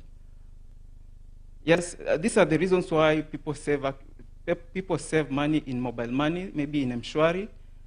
They save it to withdraw in cash, maybe when they need money. Some save it for safekeeping. So those are the purposes why people save money, to pay loans. Yes, next slide. So this is the kind of a correlation matrix that we try to relate, that when you're shifting from the agricultural sector to the dependent, in terms of the livelihood category, it's positively correlated with mobile banking loans and saving products. But if we look at it in terms of payments of bills, it is negatively correlated. In quintiles, when you're moving from the lowest to the highest, it is negatively correlated with mobile banking loans and saving products. But it is positively correlated with paying bills. In terms of gender, when you're shifting from male to female, it is positively correlated with mobile banking loans and saving products. But when it comes to payment of bills, it's negatively correlated.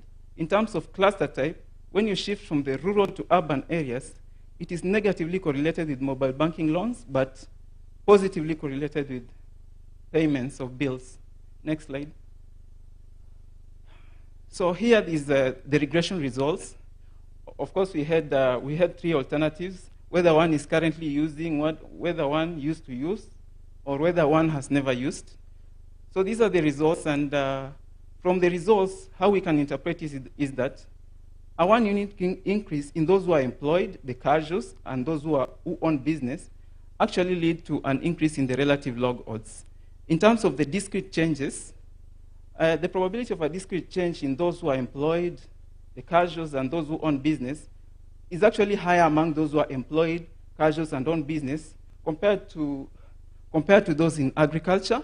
That is across the board for those who are using mobile banking loans, Fuliza loans, and those who are saving through mobile banking.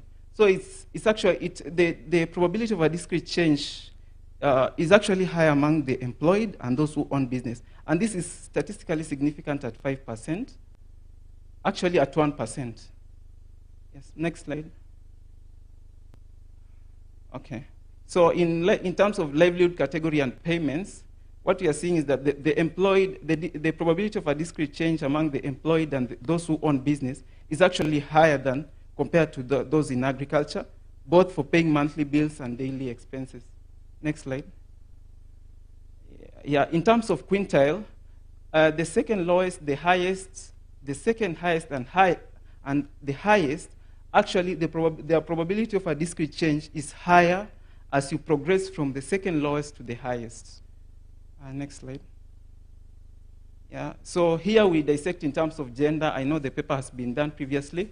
So our findings are that the probability of a discrete change is actually lower among the females in using mobile banking loans, Fuliza loans, saving through mobile banking, and also paying daily bills and expenses. So it's actually lower when you compare it to the males.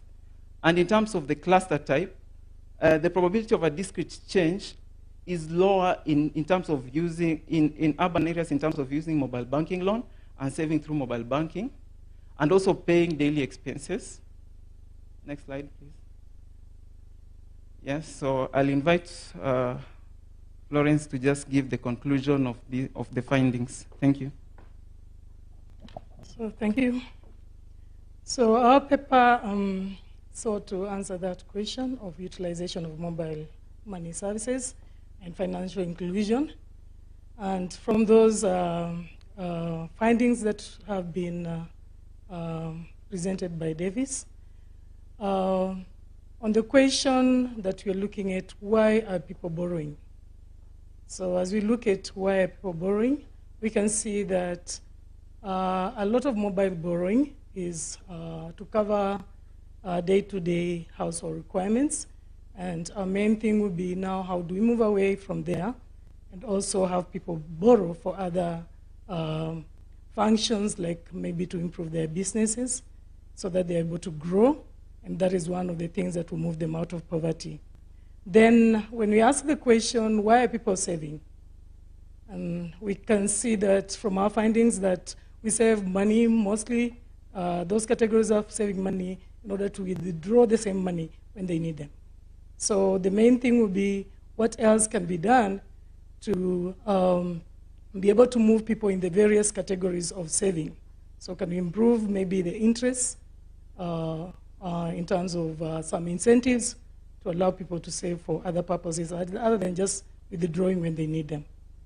So in the categories that we looked at in our regression, when we're looking at agriculture, we are saying that in terms of the other sources of livelihood, in the use of mobile money services, in terms of bank loans, saving, payment of bills, and expenses, we find that there was a lower use of those services by the agricultural sector.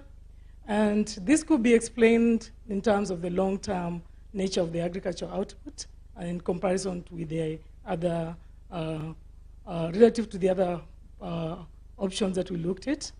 And then we also know that the mobile money services mostly are fairly short-term in nature, and the repayment periods are always maybe daily, weekly, monthly, which now is not suitable for the agriculture sector. So our recommendation there is just rolling out of more friendly mobile money services for the agricultural sector. So we need that we have some more innovations coming up in the terms of mobile banking that will accommodate this group of people and be able to ensure that they're financially included. Next slide, the last one. So when we look at the web quintile, we are moving from the lower to the highest, and we have seen that those improvised, and they face a lot of volatility and low incomes. And from the category that we saw in our paper, the people that we considered there. So much as other policies are put in place to ensure that these people are also included in terms of sources of livelihood, we still say that in the mobile technology, mobile money technology, we should have some more services that will bring these people and ensure that they are financially included. Then when it comes to gender, we acknowledge the paper of one of the authors who is here with us. And we see that in one of those papers, we see the use of mobile money services improving the livelihood of the women-headed households. But still, when we come to our own study, we still see that there's still a gap between how men utilize the mobile money in terms of payment of bills, payment of and other expenses, and also even in terms of loans and the other categories.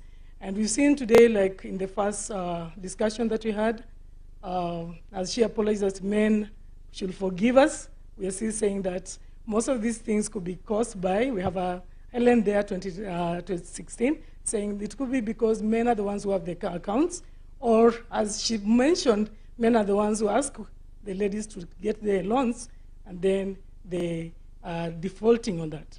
So the main thing here is just to close the gender gap by education in terms of skills on use of mobile money. Then the cluster type, we all see from our study that the rural areas have a higher probability of using mobile money in terms of loans and savings and also for daily expenses. And this is the group that we are saying that is unbanked group.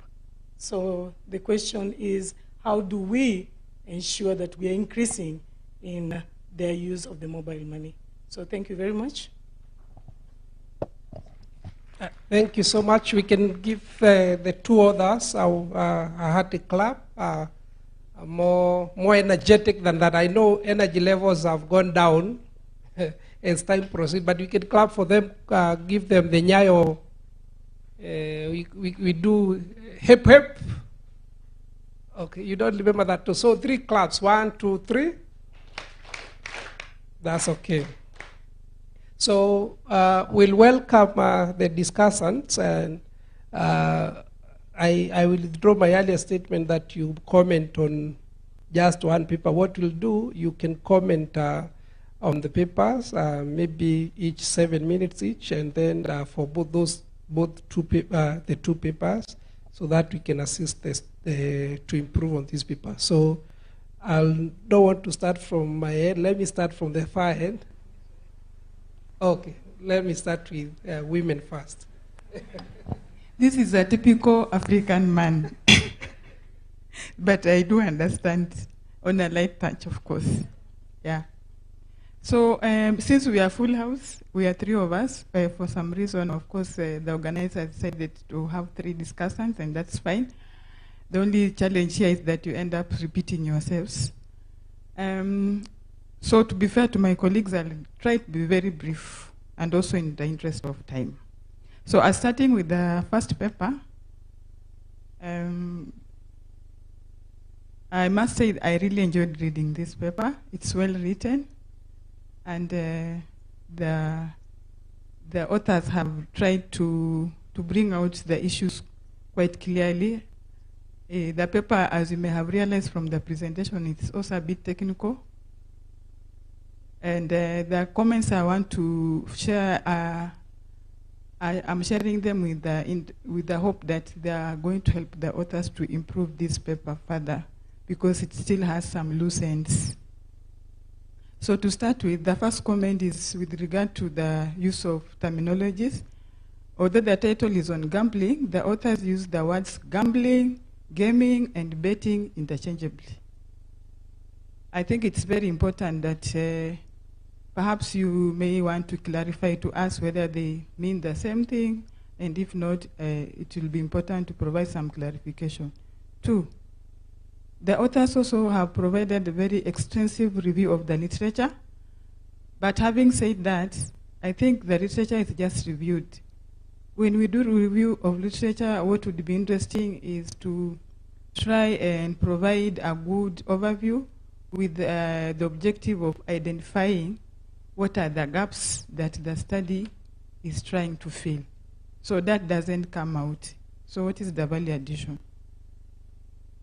The third point is, as I said, the paper is a bit technical, but you are not only writing to yourselves. So you need to try and provide a brief definition of the technical terms which are used throughout the paper: propensity, intensity, and technical efficiency. I think this is very important because it will be very helpful to the general reader. Then, more importantly, there is a significant omission. I must say that there is no definition of variables used in the analysis. So the author they just assume. So you struggle when you go to the results, because then you don't know what they mean by some of the variables they are referring to.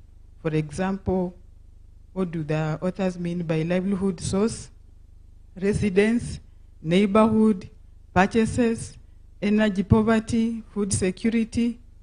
Those are terminologies that, in fact, those variables are not in the fin access. So you are using them loosely without even telling the reader how you are defining them. This can be done under methodology. It's also not clear whether the long list of variables provided in the Appendix 2 were all used in the analysis in all the models that are estimated. And also a clear motivation of the selection of these variables would be helpful. There are things there like bread, banana, bicycle, radio. And I was wondering, how is bread connected with gambling? Just because I eat bread, what does that make me to be a gambler? So it leaves a lot to be desired unless you really, and also because you have a very long list of variables, chances are they are highly correlated. In fact, in the rural areas, depending on where you come from, bread is a luxury. So bread is something that we often eat here, but you'll be surprised that in our villages where we come from, Personally, my parents eat bread when I visit. So, you expect that there'll be highly correlation among these variables, could be linked to income, for instance. And also, it wasn't clear in the paper what's the motivation of using Probit model for gaming propensity, of course, and also the Tobit model for the wager amount equation. In presenting and discussing the results, it may be helpful to discuss the results of the three models separately. So you try to lump everything together, and it's a bit heavy to the reader to start disentangling what is where.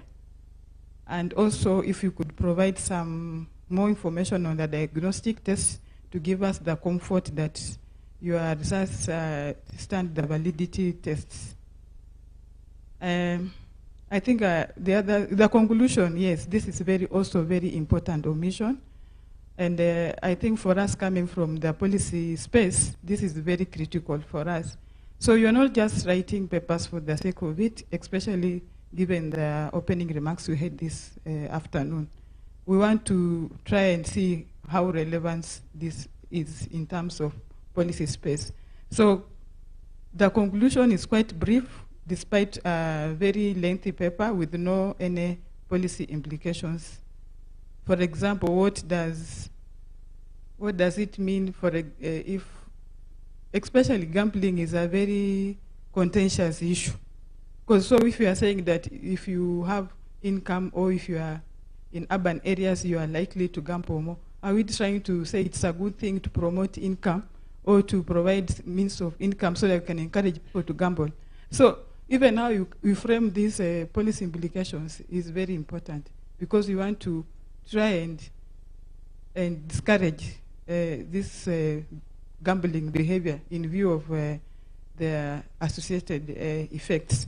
The second paper, quite quickly, this paper addresses a very relevant topic, but it has several shortcomings. And to be fair to the authors, I don't know maybe whether you didn't have enough time. It seems like, because from the presentation, I could see like it was even much better than what you have in the paper. So it seemed to me that you didn't have time and you hurriedly put the paper together. And it's very difficult to read the paper. You know those papers you read, unasoma page moja, unaeka chini tena, you pick it up. So I want to assume that maybe you just didn't have time, because I think the paper has very great potential. So the background research problem justification needs to be rewritten, I think, to be fair to the authors. And if you do this, your paper will come out very well. So the introduction should provide a brief background, what is informing the research. The statement of the problem needs to be well articulated. What's the main issue? What is the problem that you are trying to address? So you go to the research and you're still asking yourself, but what is it that they are trying to address, you see? So you keep on searching for that. So why do the researchers want to investigate this problem, and why is it important?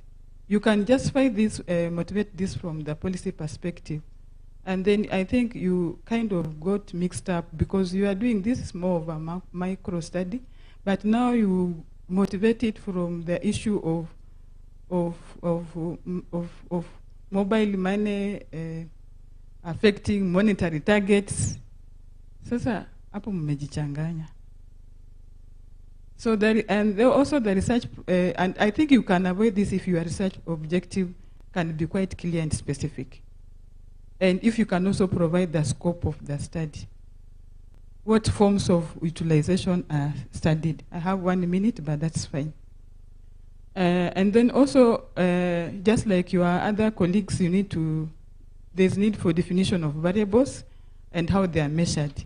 You are using words like cluster, livelihood category, wealth quintile, and without disentangling what is in this, because I want to imagine that when you use cluster, maybe you mean a cluster of some variables, which I could see from the presentation, but in the paper, it's hard. the theoretical framework that you've used is not directly linked to the research problem and what you are trying to do. That's why I'm saying you kind of got mixed up with yourself. You need to use the appropriate framework. There are papers that have been done around this issue, and I'm sure if you read those, you will find your way out. And that also applies to the literature review. And I've already commented about the presentation. I think you didn't have much time because even the tables, you leave like number 1, 2, 3, the variables are not given. So it's so hard to try and find out what is it that, what is which variable, which is gender, which one is income.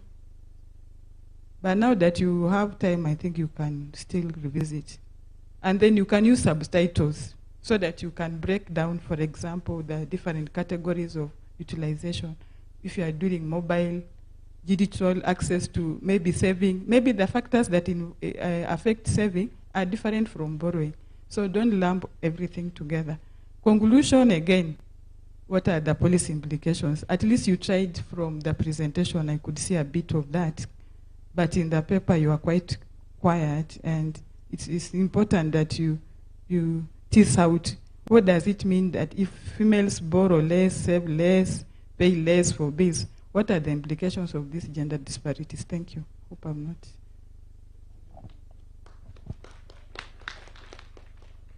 Thank you. I'm Moses Mudinja from Kenyatta University. I will try as much as possible not to repeat what my colleagues have mentioned. So I'll say that, as my colleague have said, this is an interesting area of study, but the major issue I have with the paper is the conceptualization of the study as a whole. First, the study talks about utilization of mobile money services and financial inclusion in Kenya. So the title presents an interesting area of study with potential for interesting research findings. However, the title of the study suggests that utilization of mobile services and financial inclusion are two distinct variables. This is not consistent with the literature. For instance, according to SAMA 2008, financial inclusion has 3 dimensions, namely accessibility, availability, and usage of a financial system. Thus, utilization should be considered as usage.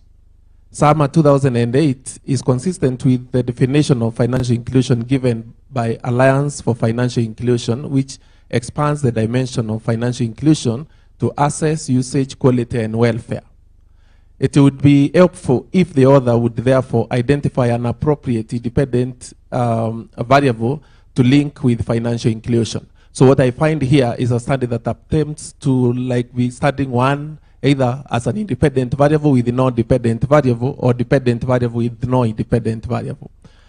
The use of cross-sectional 2021 data set only may show results for one time period.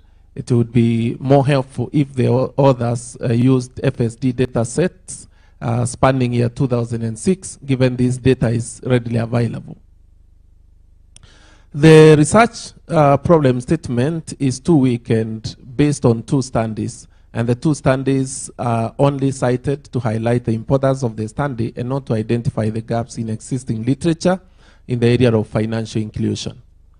Objective of the studies are, in my view, really not smart, and it is really not clear what the authors seek to achieve with this study. The literature reviews section should start with the empirical review and not theoretical framework, as the authors have done. Besides, what is discussed as theoretical framework may be appropriate for the methodology section. The literature review lacks an analytical digestion of the issues discussed in the paper and largely unfocused. In my view, the model of financial deepening and growth is inappropriate for this study, since the paper is not about financial inclusion and economic growth. Given the data used is cross-sectional and relates to households, it's not clear how the model is applicable for this study. And using a macro model to study micro issues tends to bring some issues.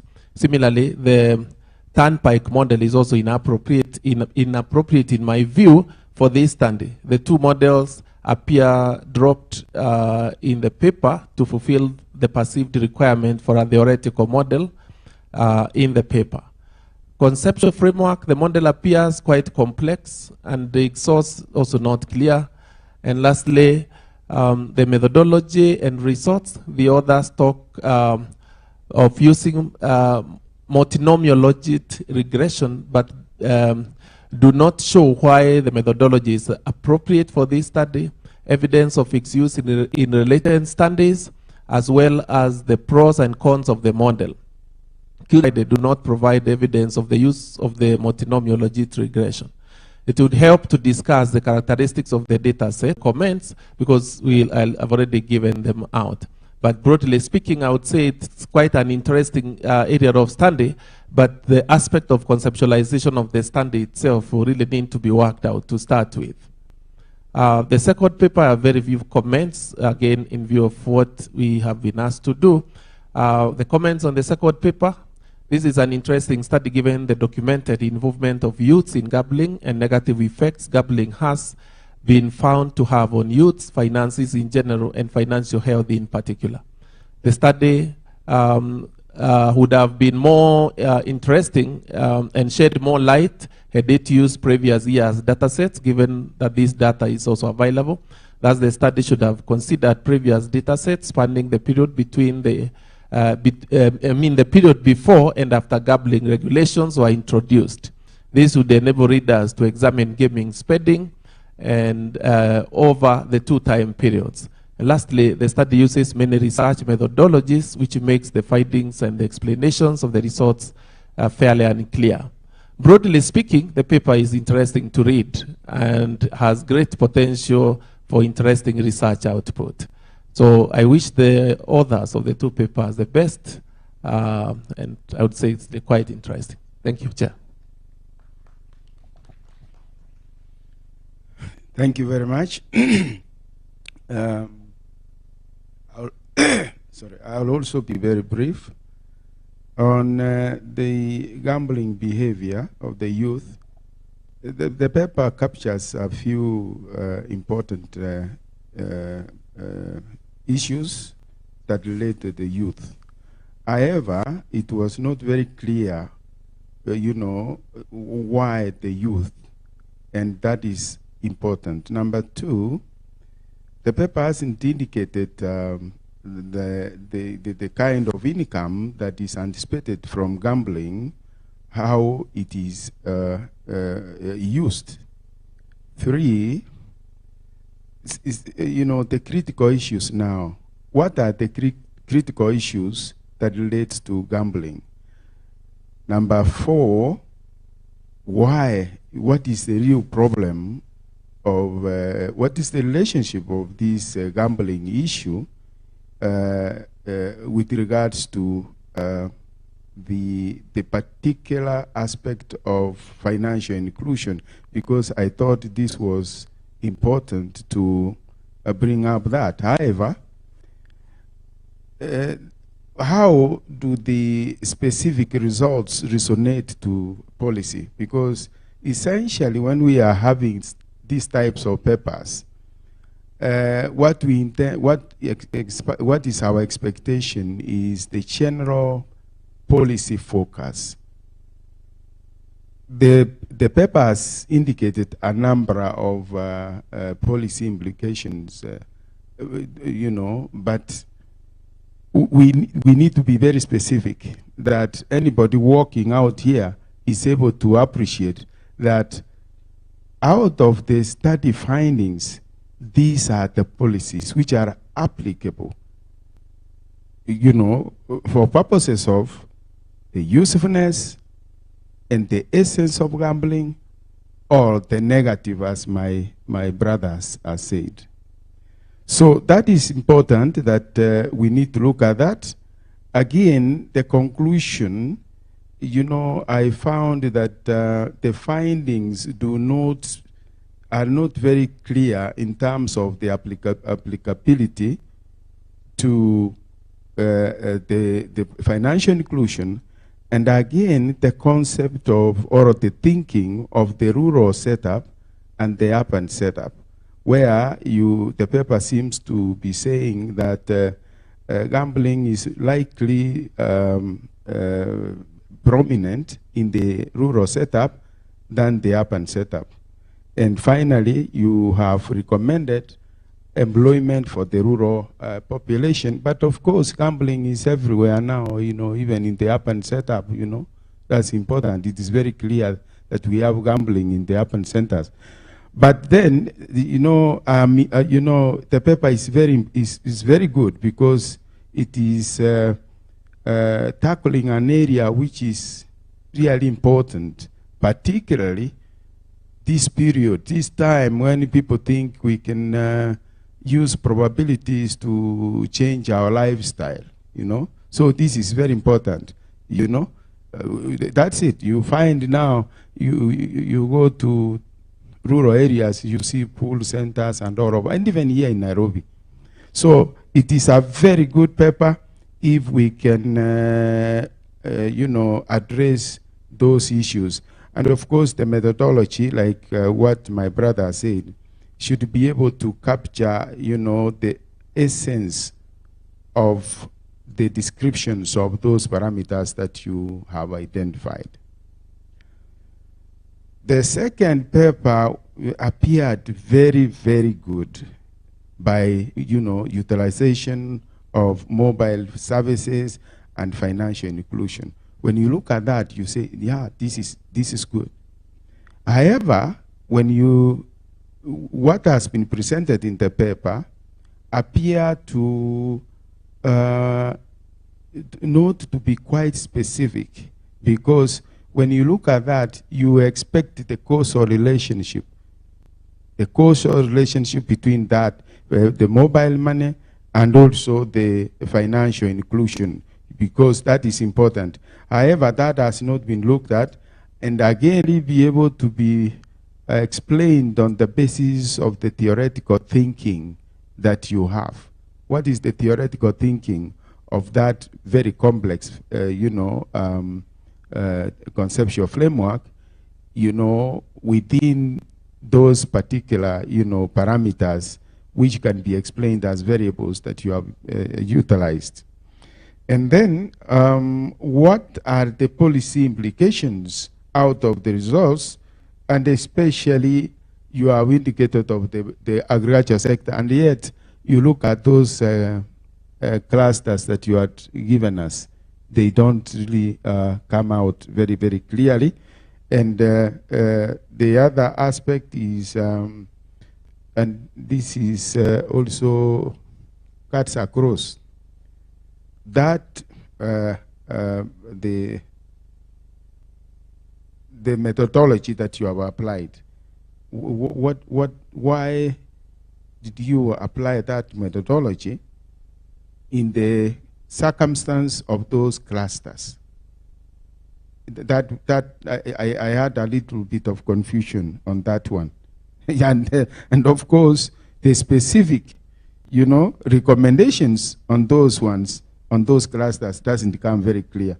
So, but it's really a very, very good area that I think if we can work on it and look at the problems like the illiteracy among the rural population, security issues, the issue of technology, access, to mobile gadgets, and of course the appropriate apps. This is a very, very good paper for policy purposes, which we can have it refined, and it becomes a very good paper. Just like I've said, all these papers should be very clear on their policy implication, because we are not in a classroom, but we are out here to have people appreciate that out of the complex methodologies applied, the simple thinking is, what is it then to policy? And is it possible for such a policy to be implemented based on those results that you have, of course, deducted from the workings of your work? So that is what I can comment on the two. these two papers. But otherwise, they are good, only that we need to look at those dynamics which have been identified, and they will be quite appropriate for application in general. Thank you.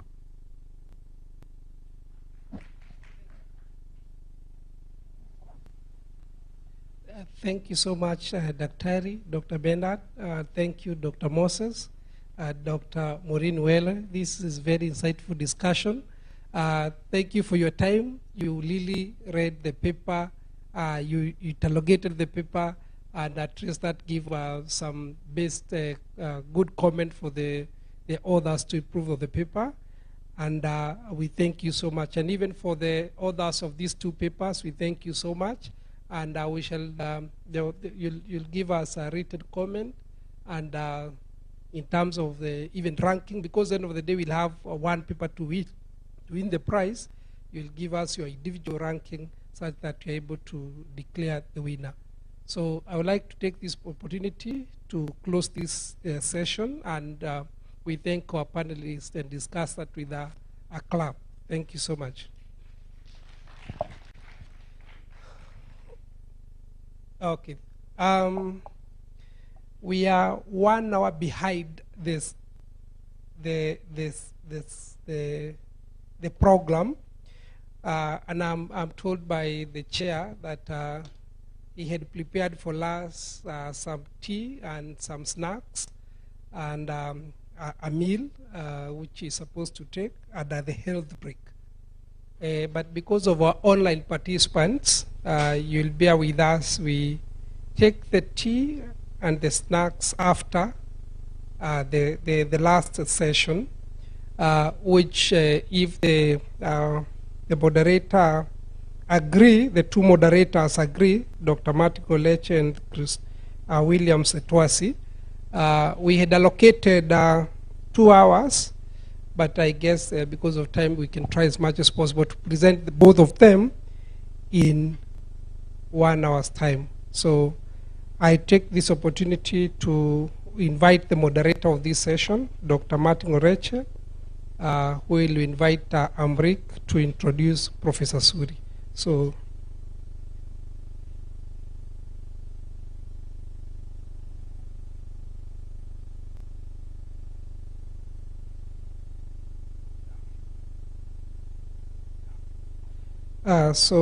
Dr. Martin, I'm advised Amrik will read comments of need. So you can introduce this session and you take us through. Thank you.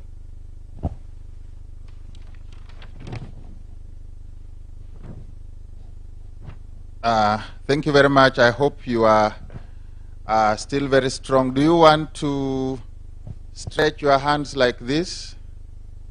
Maybe you can just stand up and stretch yourself. Yeah, I think that will be better, so that we'll try to move very fast before we can be able to take tea.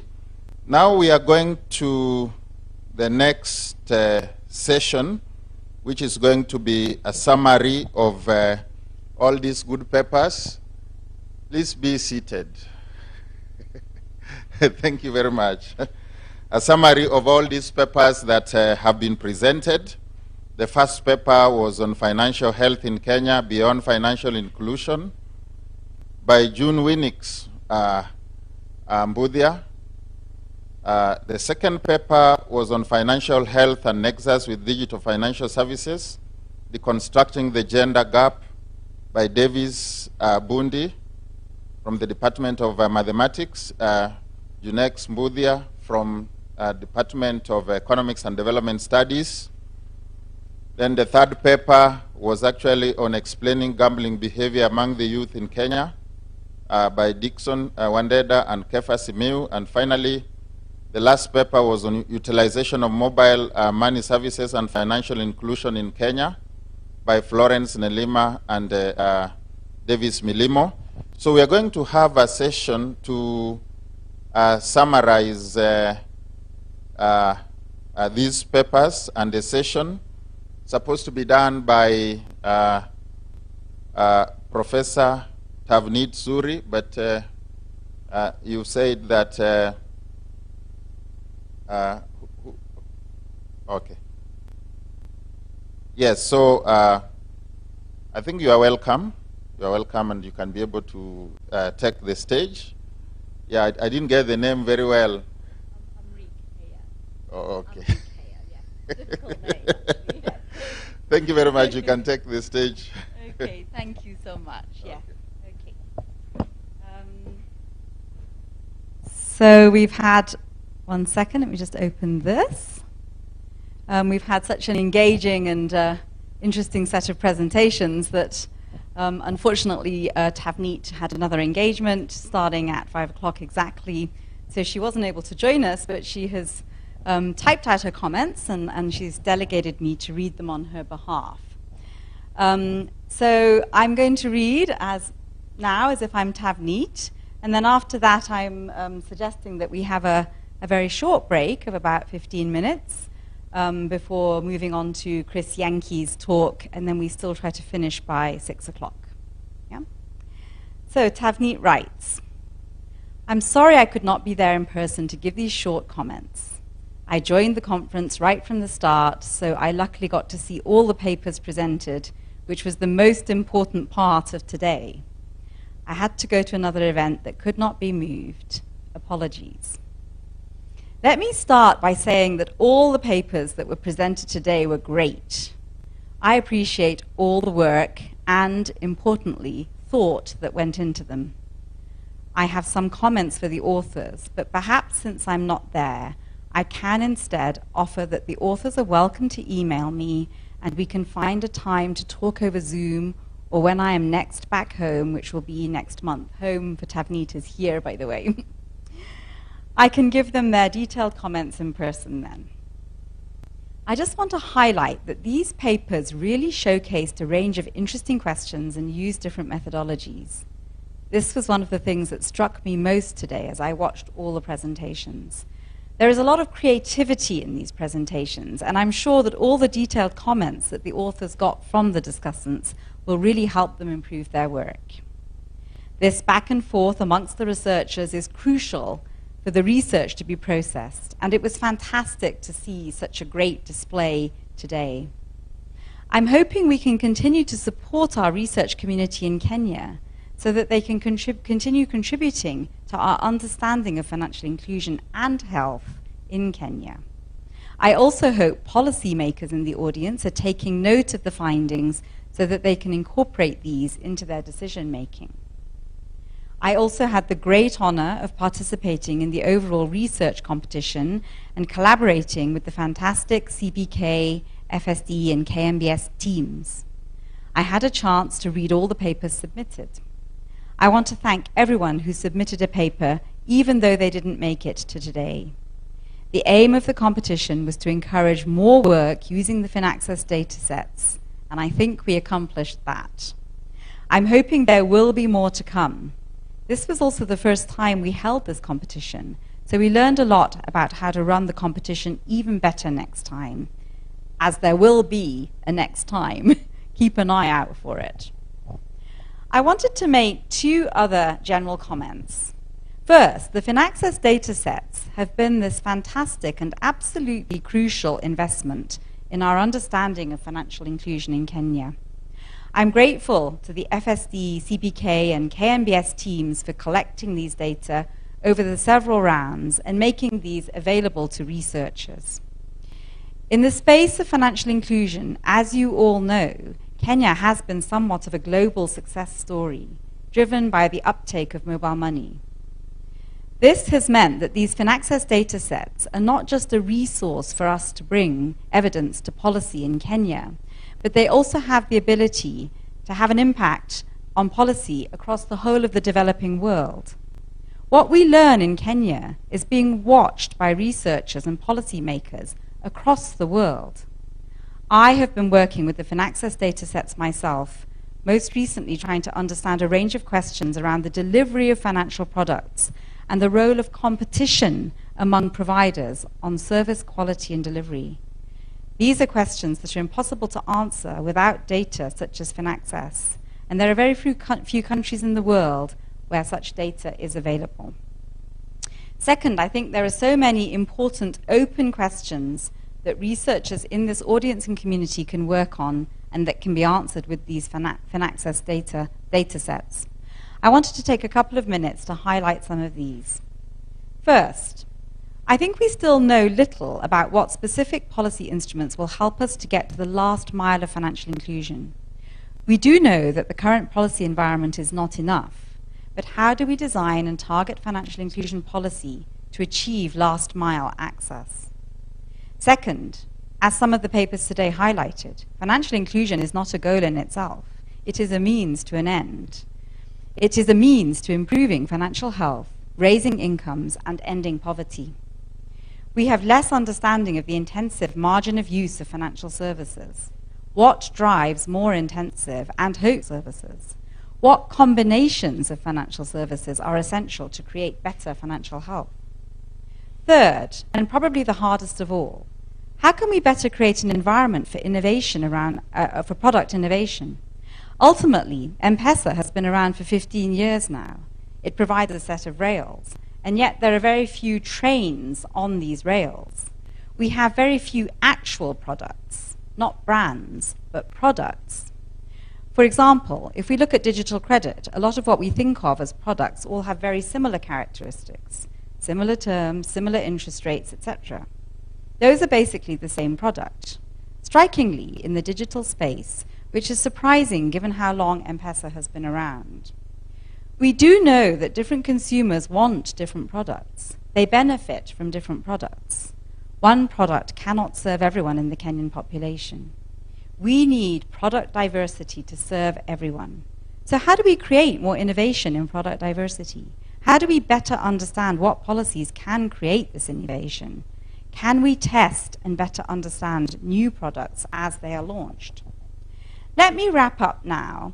A big thank you to the CBK, KMBS, and FSD teams for organizing this whole competition and event. Much gratitude to the discussants. I look forward to our next competition. Please enjoy the next few days of the broader conference, and I look forward to announcing the winner of this research competition on Friday morning. Thank you.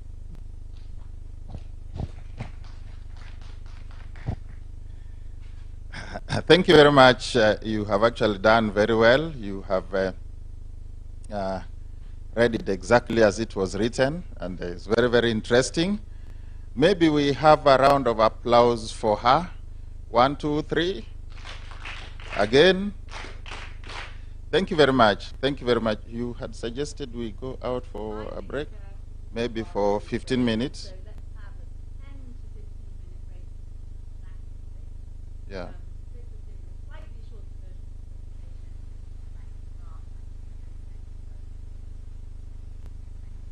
So maybe with that, can we be able to, we can actually get our snacks. So David, you want to say something? Okay. The snacks are ready, just behind here.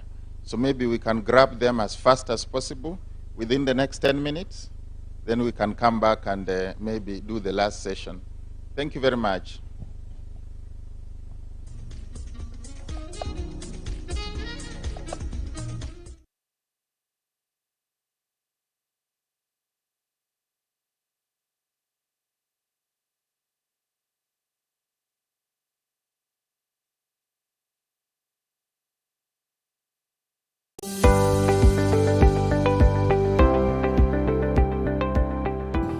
It is quite a nice mountain, and even as you approach it, you feel nice as you go up. Obviously, you see the snow up there, but it's very far. But you go, it's quite a nice experience. So I say, I'm happy as a university, Mount Kenya, UNESCO, collaborating in this and building a team like yourselves who are ready to engage in such a physical activity that you help you to reflect on our environment. We will help you to reflect on your physical health and why we should protect our planet and why we should protect our bodies for today and tomorrow. Asante and God bless you.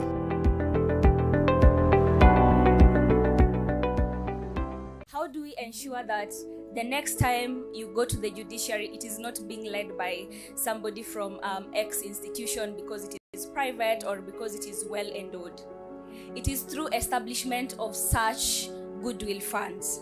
Having also attended Stanford, I was able to see what an endowment can do. They have about $38 billion plus in their endowment.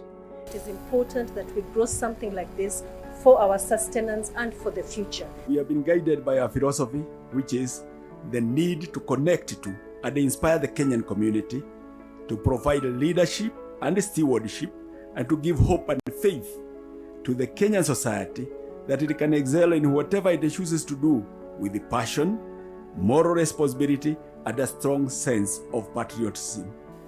The establishment of the University of Nairobi Foundation, therefore, is an exemplification of this philosophy. This foundation is timely. We are here today because we believe in the infinite promises of education. Where no door exists, education will open doors.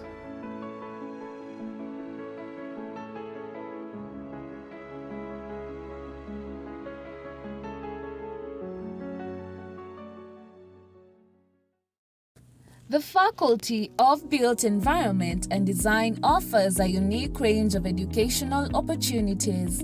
Its driving philosophy is geared towards the promotion of effective training, education, relevant research, and academic excellence in the built environment and related fields. With an extensive past, the faculty takes pride in a rich alumni that dominates the public and private sector. We are the pioneers in the built environment in Kenya. The built environment touches all aspects of our lives, encompassing the transportation systems we use, the distribution systems that provide us with water and electricity, and the roads, bridges, and buildings we live in. We have done a lot of research in affordable housing. We are putting together what we may call a compendium of building materials that could be applied and used locally available for different people. To enrich our programs, the faculty maintains close links with the needs of the practice through scholarships, research, and consultancy. We have a lot of support systems for the students coming in and for the students who are coming back. There's practical learning, like we have labs where you're able to learn printmaking and the design. If you're pursuing design, there's photography, there's a photo lab where you're able to actually learn the fundamentals of photography. This university trained me to solve problems, to collaborate with others in solving problems of this society.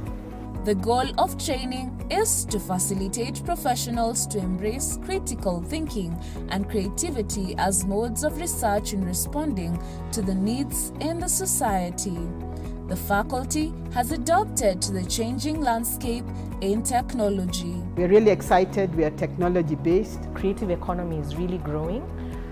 We're seeing very many digital careers, animation, graphic design, UI, UX design. These are sort of the future of design careers. One of the key technologies that we are exposing our students to is the use and application of something we call geographic information systems. The world is evolving so fast in terms of technology in the built environment. So equipping students with technologies like geographic information systems and remote sensing enables them to become industry players at an international level, because this is a technology that is appreciated globally. As an architect, you design for the present with an awareness of the past for the future, which is essentially unknown. A famous quote by Norman Foster.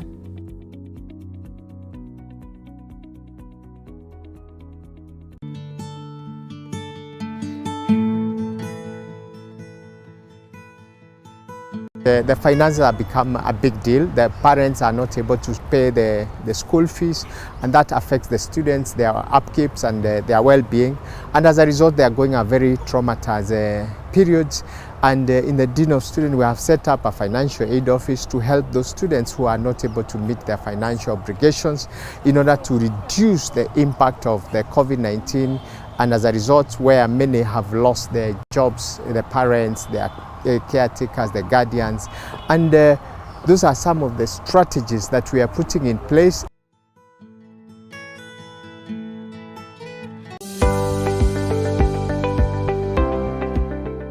O3+ is about our rights, our future, and of course how we can speak about these things that really affect us. When we see these students gonna climb to the mountain and get to the top, it's a show of resilience, that we are not limited and we can achieve our goals. Being able to get to the top of the mountain and putting that flag there is a good symbolism. And it is something that not only matters to us as a university, but it matters to the country. So it's something that there's gonna be a ripple effect, not only here in the university, but people are gonna know that there is a program here that's going on and that is helping the students. And my message to that student out there, that do not give up. Do not give up. Do your best and make sure that you get the very best. Yeah.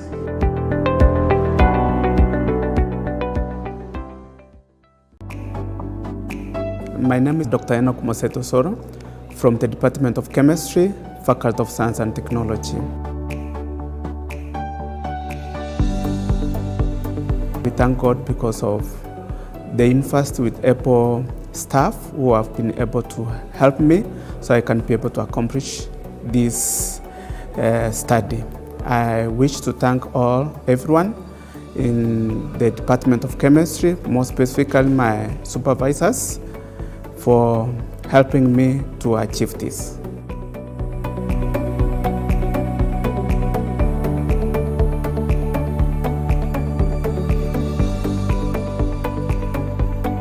The University of Nairobi is a world-class university committed to scholarly excellence.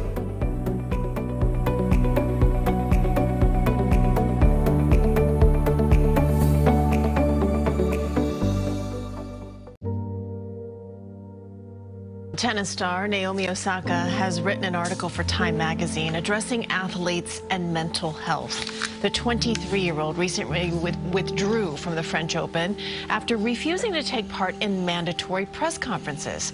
Osaka says that she did it, quote, to take care of myself mentally. But I think I'm gonna take a break from playing for a while. Mental health in the sports community rarely gets spoken about. And when it is spoken about, it's usually in hushed tones. This is not a quote-unquote Western thing. It takes no effort to remember the heart-wrenching case of boxing champion Conjestina Achieng, or more recently, Dennis Ombachi, who opened up about his battle with mental health. Mental health is very crucial, especially for us. For me as a creative, the mind space I am in when I am creative is what determines the output I now give to people. Mental health is key. You can't play, let's start with chess. You can't play chess when you're not comfortable in the brain. Oftentimes, mental well-being is thought of as a feminine thing. This couldn't be any further from the truth. Everyone has a brain. Everyone has a mental capacity. So it can't be a feminine thing alone. Yes, it is true that theirs tends to show, which is okay. Actually, ours is worse because we don't show it. So we suffer from the inside. As Dennis Ombachi rightly put it, I better be told that I am not man enough and I'm still alive than to be told that you died like a man. We all have different ways of coping with stress. There is no one-size-fits-all solution, and that's okay. How I do it is listening to music, being outside, interacting with people, pets. That's why I'm doing veterinary medicine, you know. I am a believer in music, and music really does miracles, especially to me when I'm down. There are those times that you're just moody, you don't know what's happening, you start thinking about home, challenges, and every hour at Earth, it's challenges, so to say. But for me, music really does the trick. Something is taking a toll on me, a shared perspective where someone tells me, yo, that's normal. Because even like here, I had felt the pressure of performance, so to say. But even the encouragement, say, from our instructor, where they were like, it's okay, It helps get those jitters off. In case you need to talk to someone, the Dean of Students' Office has a team of qualified counselors who are ready to listen and help.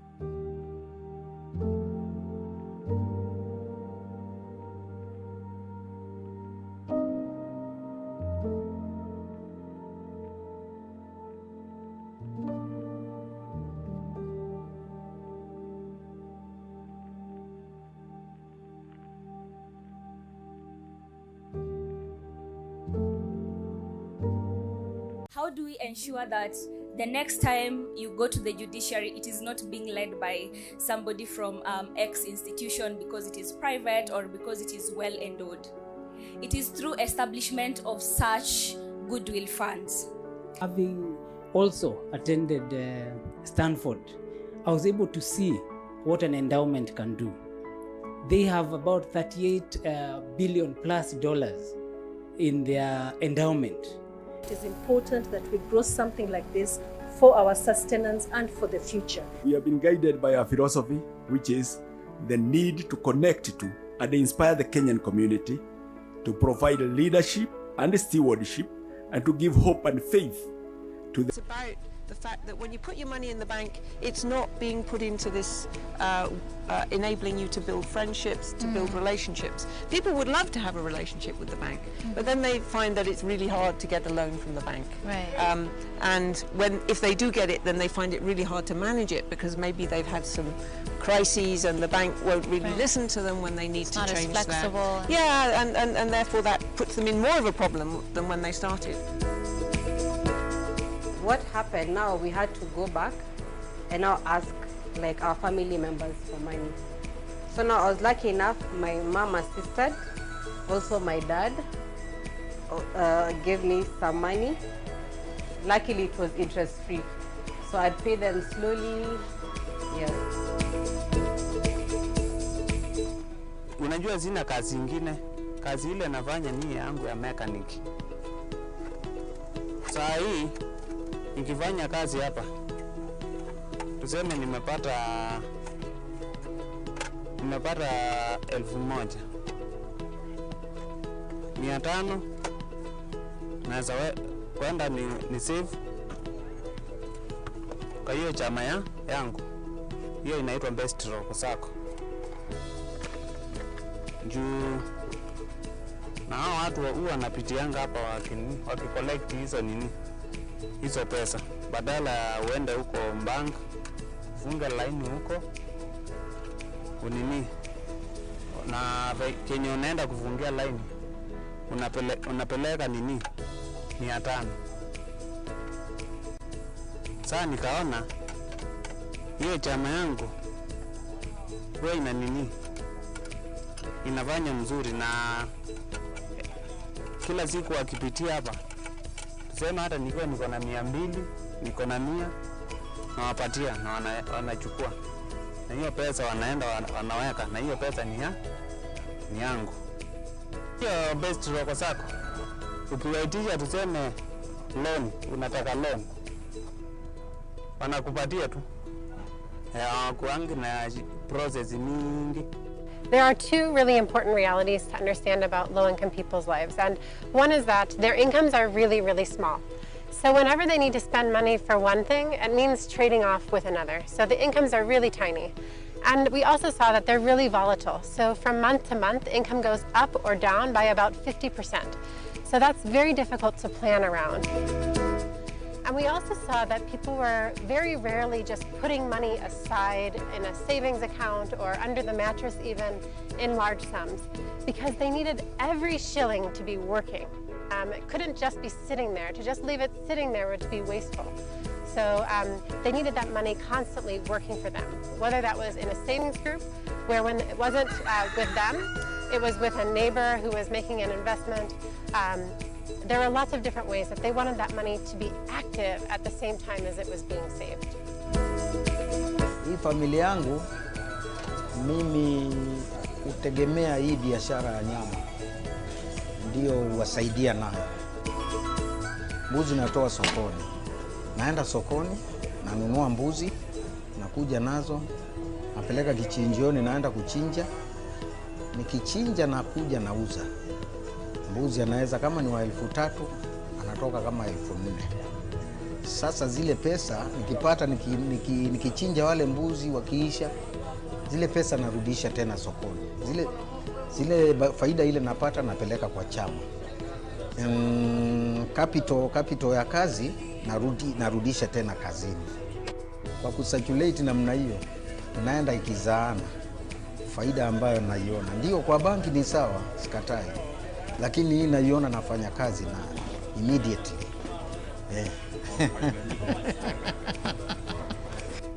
People have sort of two competing priorities that come out of that. One is stretching their budget to make it work when income is low or something comes up that they weren't expecting. And the other one is growing their incomes so that they're investing in a better future, whether that's in an actual income earning activity like a small business, or whether it's investing in school fees or buying a piece of land. And when you have such a small amount of money to use in terms of savings, you have to be really creative about balancing those two priorities of stretching the budget and growing your income. We found that people were using lots of different financial devices at the same time to try to make those two priorities work together. So they might be taking credit at the shop, borrowing formally and informally, belonging to a number of savings groups. We found like more than 10 in a household that were happening simultaneously. Mimi ni fundi, sana sana huwa nashona na mapato yangu ndio ninajisaidia nayo kutoka hapa kwa kibanda yangu. Huwa ninaingia kwa vikundi vya kina mama. Ninatoa tu kidogo kidogo, baadaye nikipata huwa natoa.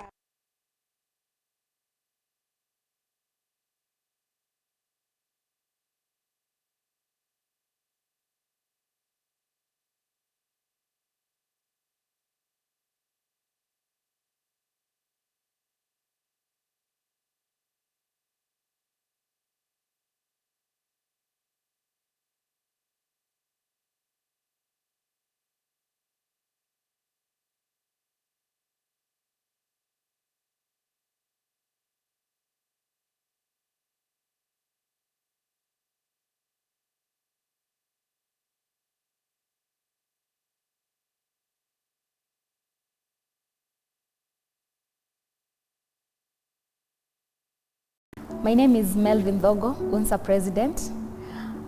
I'll be attending the UN Foundation launch because I want to be part of it. I want to look back in time and say that I helped create this. This is a rallying call to you, dear comrades, that you may also be part of this foundation. Come attend, come contribute, come give us your views on how we can make it even better. And of course, nothing happens without comrades. Call your friends, let them come contribute. Whatever small or big they contribute, it will help take this foundation to the next level. Thank you. I hope to see you there.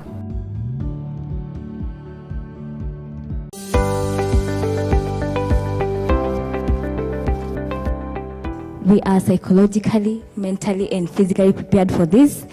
And we hope that the O3 Plus flag will be raised at Point Lenana, and it will make a very, very strong statement that our rights, and our future matters.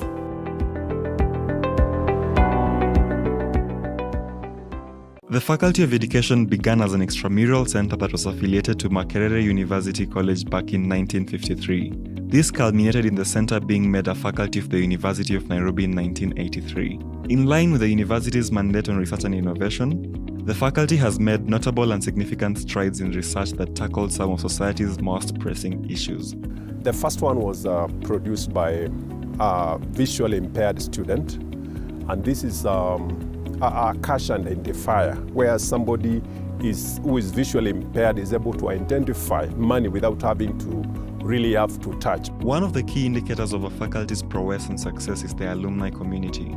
The Faculty of Education has alumni in key leadership positions spread out across the region. The alumni, even of the faculty, are regional directors, and actually the list of them are at the level of principals of high schools. But we have quite a number of them managing education in this country. As the world increasingly becomes competitive, The Faculty of Education has put in place measures and strategies to ensure that it produces the most holistic and well-rounded graduates. We are moving away from that traditional kind of teaching where knowledge was resident in the tutor.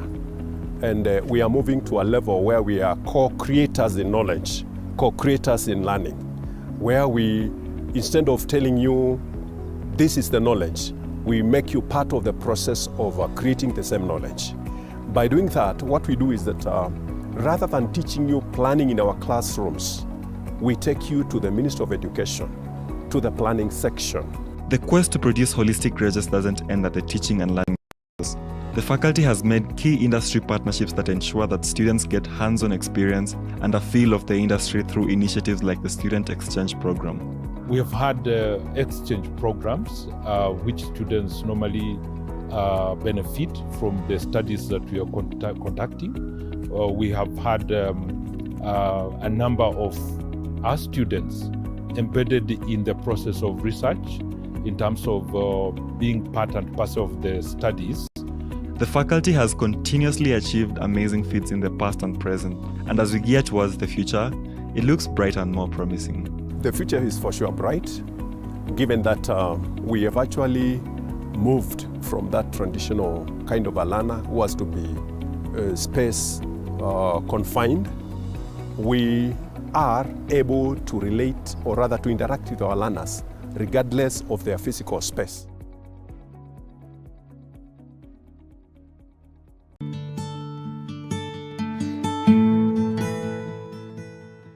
I can remember there was a case where there are some students who were charged of robbery violence. They went to student center and took some sausages and chapatis by force, and they were arrested and taken. The guy took about 2 years outside, and by the time he was coming, he told me, "My friend, I just want to get a room, complete my university and go away. I've had issues with my parents. It has been very difficult for me. I've stayed in Migori in a rented place where my parents don't even want to see me." So at the end of the day, you realize that they come to realize that it's a need for them to have a future. But I know quite a majority of our students are very serious with their lives.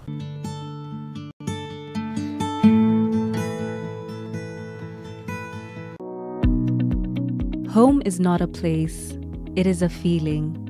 Tracing its roots back to the 50s, the Faculty of Arts and Social Sciences prides itself on giving students and staff alike a memorable experience. This faculty is one where you walk in, you feel at home. We are concerned about the students, we are concerned about parents, we are concerned about that. All of these things we work on them. Having been built on the emphasis of nurturing art-based skills, the faculty strives towards preparing its students for the industry in that regard, with the focus on creating linkages and partnerships across the board, giving it a competitive edge. This faculty has produced a lot of notable people, not only in this country but also outside the country.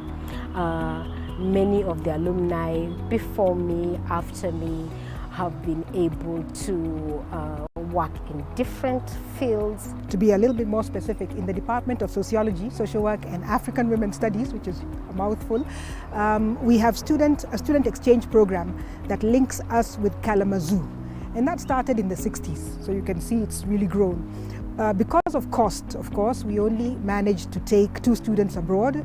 We tend to pick a female student and a male student. Acknowledging that diversity is at the core of the faculty's values gives room for the different opportunities availed to the students, accompanied with dependable support systems that help them live up to their purpose. Last year, around August, we also had some students from the Department of Economics and the Department of Arts.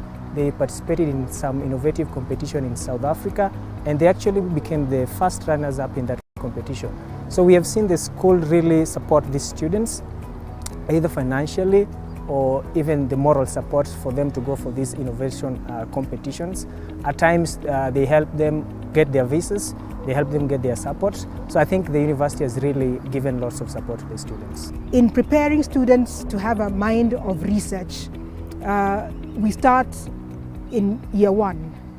What is research? How does it look like? How do you translate research into meaning-making research, MMR? And then how does that fit into policy? So that thread is what we enable students to do.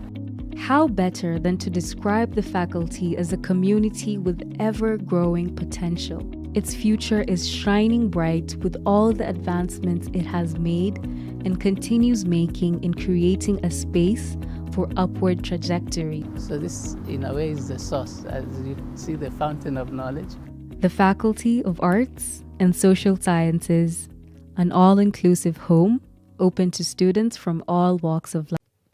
As Kenya gained its independence in the 60s, the University of Nairobi Faculty of Law similarly emerged from the Faculty of Commerce at the end of the decade, becoming a fully fledged faculty as what is today proudly termed as the law school that gave birth to a majority of all the legal experts in the country.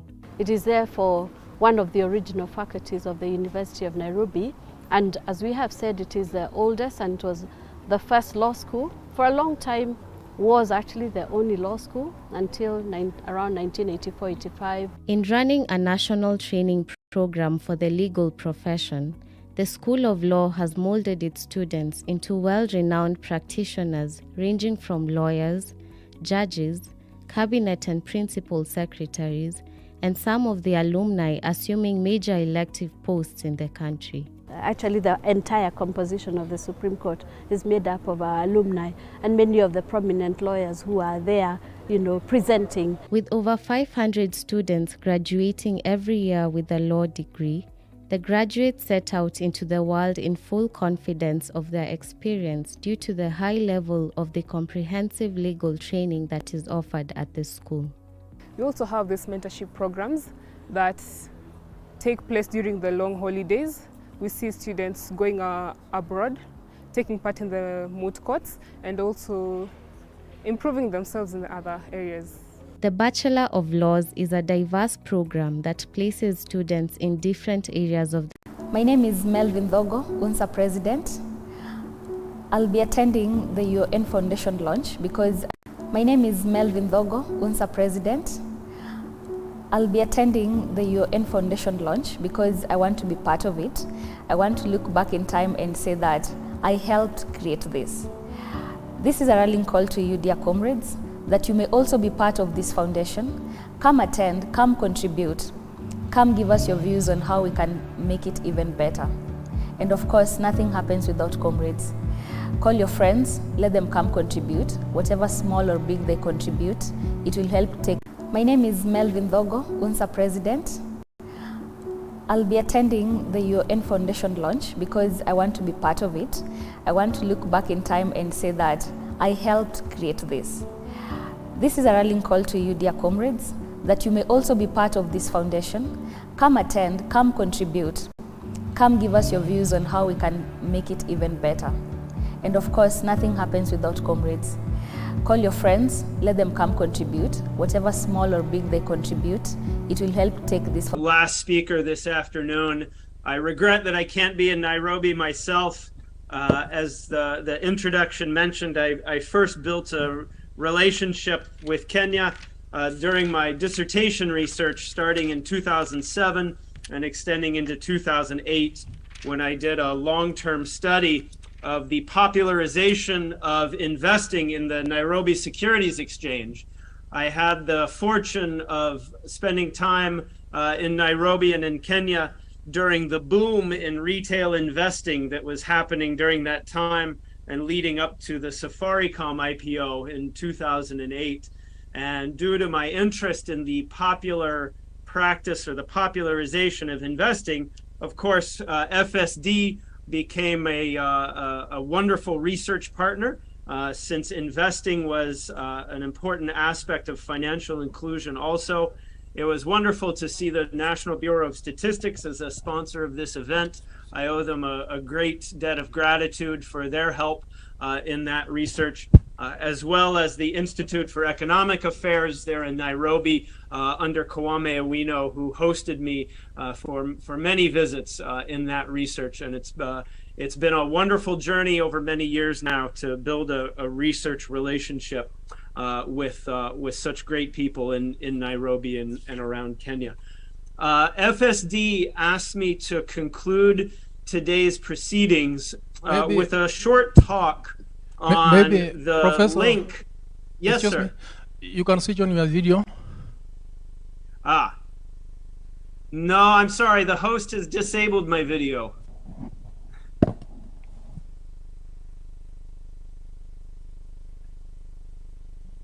I'm happy to pause if that wants to be changed, but I don't have that ability.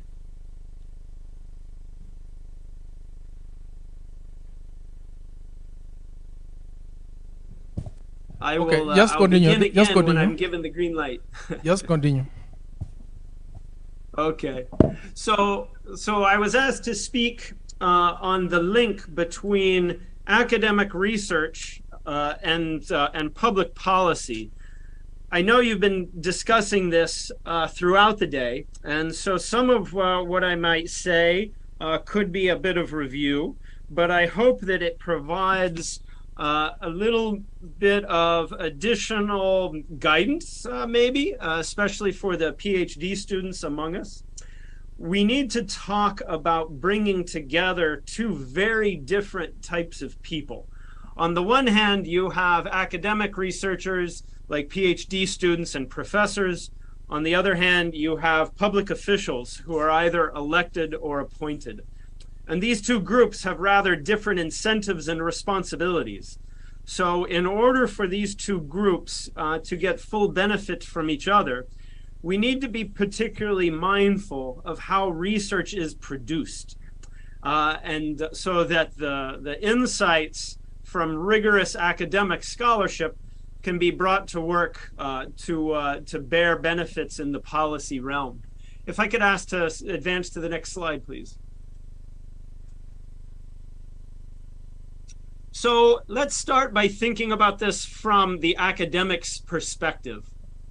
We need to be clear about what the job incentives are for most academics. Most of us know the common phrase, publish or perish. In order for an academic to get a job as a professor, to get tenure, that kind of thing, publication is the primary means of evaluation. When publication is the primary means of evaluation, research comes to be in service of the goal of publication, instead of research being the goal in and of itself. That is to say, we tend to put publication first in the list of priorities. And then when that happens, we do research, we tend to change our research a bit so that it can be published, as opposed to doing research for its own sake and then achieving publication as a result. Now, when publication becomes the primary goal or the primary incentive for an academic, several things happen. First of all, there is a pressure to pick an already legitimate or an already high status set of theories or research questions. We have another common phrase, which is there's liability in newness. As an academic, since you're trying to create something new, you don't want to be too new, because being too new means that you're too different, and it takes time and effort to understand what you're trying to do, and therefore the audience might not put in that kind of work. So we tend to shy away from really creative, really novel projects because of this fear of liability of newness. Now, no matter what we study, we have to learn all the fancy statistical techniques. So we take lots of research methods class, we pay attention in econometrics, we have to explain the difference between heteroskedasticity and homoskedasticity. We learn these very carefully, but we tend to apply these fancy statistical techniques to existing secondary data sets, because collecting original data takes a lot of time, a lot of effort, it's kind of expensive, but it's also risky. Like there's liability and newness for theoretical concepts, there's also liability and newness for empirical evidence. And so we tend to focus our fancy statistical techniques on questions and theories that are already legitimate, using data sets that are already well known. The fourth thing that tends to happen is that we have an incentive to consider previously published papers to be quote unquote true. Publication is the stamp of approval. It's the seal of legitimacy. And we're less likely to question published work. We're more likely just to assume that it's correct and include it in our literature reviews. Next slide, please. Okay. So then what happens is we then put known theories and secondary data sets first. And when all of this happens, the focus of academic research tends to become rather inward facing. When previously published research is the reference point, the academic journals are setting the research agendas. What we see previously published determines the desirable research questions. And when this happens, research becomes inwardly focused within an academic field. It looks at itself for inspiration, and even worse, it looks at a previously published past version of itself for guidance. And naturally, this leads to a smaller and smaller space in which research gets done. There are smaller and smaller gaps between previous papers that we focus on. And over time, academics become disconnected with the real world where important new developments are happening. This is what we know as the ivory tower of academics, where we are happily cut off from the rest of the world in pursuit of our own interests and own ideas, having conversation with fellow academics more so than practitioners and policymakers around us. The theory and the ideas are considered for their own sake. Publication for the sake of publication is its own goal. Now, not every academic field does this. Some fields are worse than the others, but the important point is that the risk is always there. And I want to make sure that we have a clear conversation, especially with our future generations of scholars, our PhD students, to be aware of this risk. Next slide, please. Okay. So I mention this because this isn't what most PhD students or academics even want to be doing. I teach the PhD class for research design and research methods here at the University of South Carolina. And I always begin our first class period of the year by asking our PhD students why they want to be academics. And invariably, their answers come to focus on an underlying interest in intellectual exploration and discovering new things about the world. They feel that as an academic, as a researcher, they have a responsibility to use that freedom, that intellectual independence, to contribute somehow to the public good. And where our conversation usually goes is that they admit to some sort of version of a social contract, where the price they pay for the freedom they have in the job of being a faculty member or an academic is that they get to study anything they want, but they have a responsibility to provide something useful back to society. Now, this is important because I think it's also true, as you see at the top of this slide, anybody who's smart enough to do good academic research would probably make a lot more money in another profession. So if you're going to choose the career path of being an academic, we want to serve this larger mission of understanding the responsibility that comes with the intellectual freedom of being an independent scholar by paying something back to the social good. Next slide, please. So this brings us to our focus on policy relevant research that meets or satisfies that social contract. So I've been asked at events before, what do I consider to be good research? Well, my answer usually has two parts. The first part is that I think good research provides a conceptual or a theoretical lesson for fellow academics. There's got to be something there of conceptual or theoretical value for others in your discipline. But at the same time, good research has a requirement to provide a new practical lesson or insight to those that you are studying. Okay. These would be the practitioners or the societies in which the research question is playing out. In my opinion, people who merely report what others say or do are doing more journalism rather than research. If we just report back or describe what is happening, it's a starting point, but it's not the end point of good academic research. Description is an important starting point, but description isn't the same as explanation.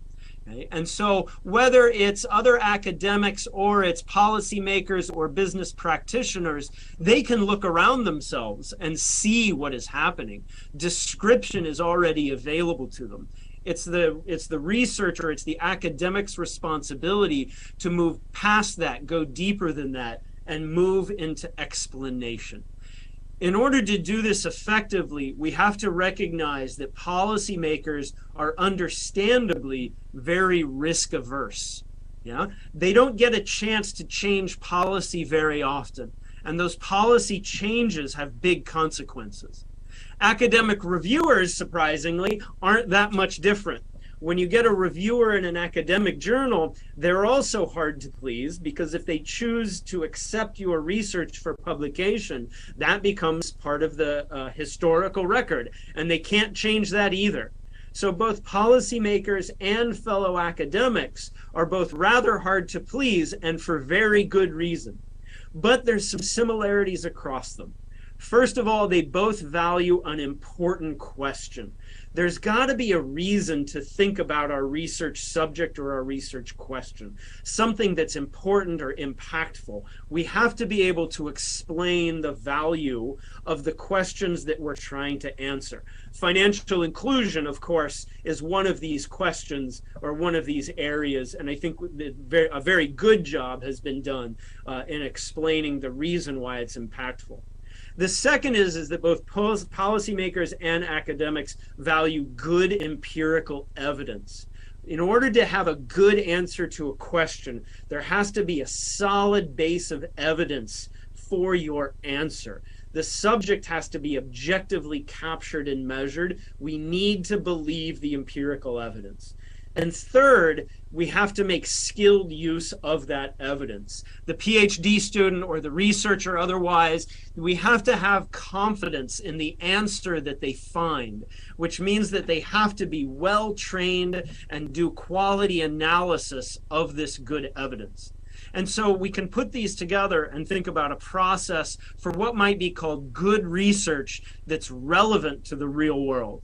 The first is start big. Let's identify those big questions with potential for big impact for changing and improving society around us. Next, let's get specific in this big area and focus carefully on specific attributes of it or subsets of it when we collect our evidence and we do our analysis. But third, we have to be able to generalize to a certain degree. That is, in most cases, the answer to our question should not be a one-off answer. I heard a previous speaker ask about or comment on this. What use are our findings to other areas? Right? If each of our research studies is only good for its one question, then we get less from the investment of that time and energy. We want to be able to see some way that the answer or the analysis that we provide in one research question is useful to other situations. Now, I put a little asterisk here next to generalize because this doesn't have to always be true. In general, we do want to be useful to other areas, but some areas are important in and of themselves. So if you're only studying financial inclusion, I would consider that to be an important enough topic. You could be useful within financial inclusion and not worry about being useful to other fields.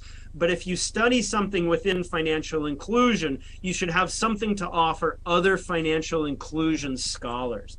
A good way to think about this is to say you shouldn't be talking to yourself when you produce your research, right? You have to be accessible and relevant to other fields. Okay, next slide, please. So we can think about ways that mix both theoretical concepts and data into what might be then take the form of good research. On one end of the spectrum, we could think about research that is all theory, that has a disregard for the empirical world around us. It's concepts for the sake of concepts. This would be research that it would, more or less illustrate an ivory tower kind of approach, an inward self-referential kind of focus. Next slide, please. But the opposite side of the spectrum can be almost as bad. Right? The opposite side of the spectrum is no theory. It is entirely data-driven. It is entirely empirical. Right? If we take this approach, we are at risk of producing one-off anecdotes. We are engaged in something like an accounting exercise.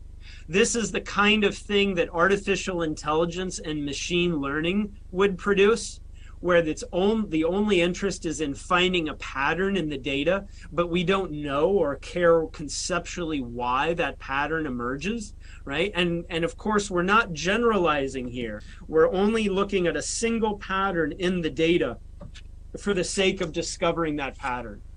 Next slide, please. Okay.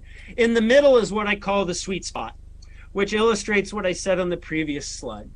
We have an important empirical topic, something that has the potential to impact the greater good of society in an important way. Now, these empirical topics or subjects, right, they don't exist just in isolation. They have underlying theoretical concepts that make them tick and that make them that are important for their explanation.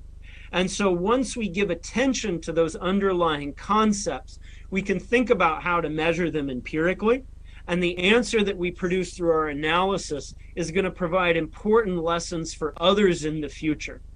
What this research is going to do that's here in this middle sweet spot is it's going to allow academics to help policymakers understand both the descriptive what of what is happening as well as the explanatory why of why it happens. And when we do that, right, both academics and policymakers have a better understanding of the underlying fundamentals, and we're better informed so that we can make good decisions moving forward. Next slide, please. So we have to consider what good evidence is. Okay, and I'm gonna skip over talking through important research questions and theoretical concepts for what our students and our researchers are interested in. You are the experts in your context, and I'm going to let you decide what these important questions are. For the short time we have today, let's talk about what constitutes good evidence. Okay, and this is an issue today because it's very difficult to collect good evidence. It's expensive and it's time consuming. I'm going to start this point with another sort of warning, if we will, to our PhD students and academics who are tuning in. Once an academic runs a model and they estimate an effect and we see a regression coefficient, there is a very strong tendency to believe that result.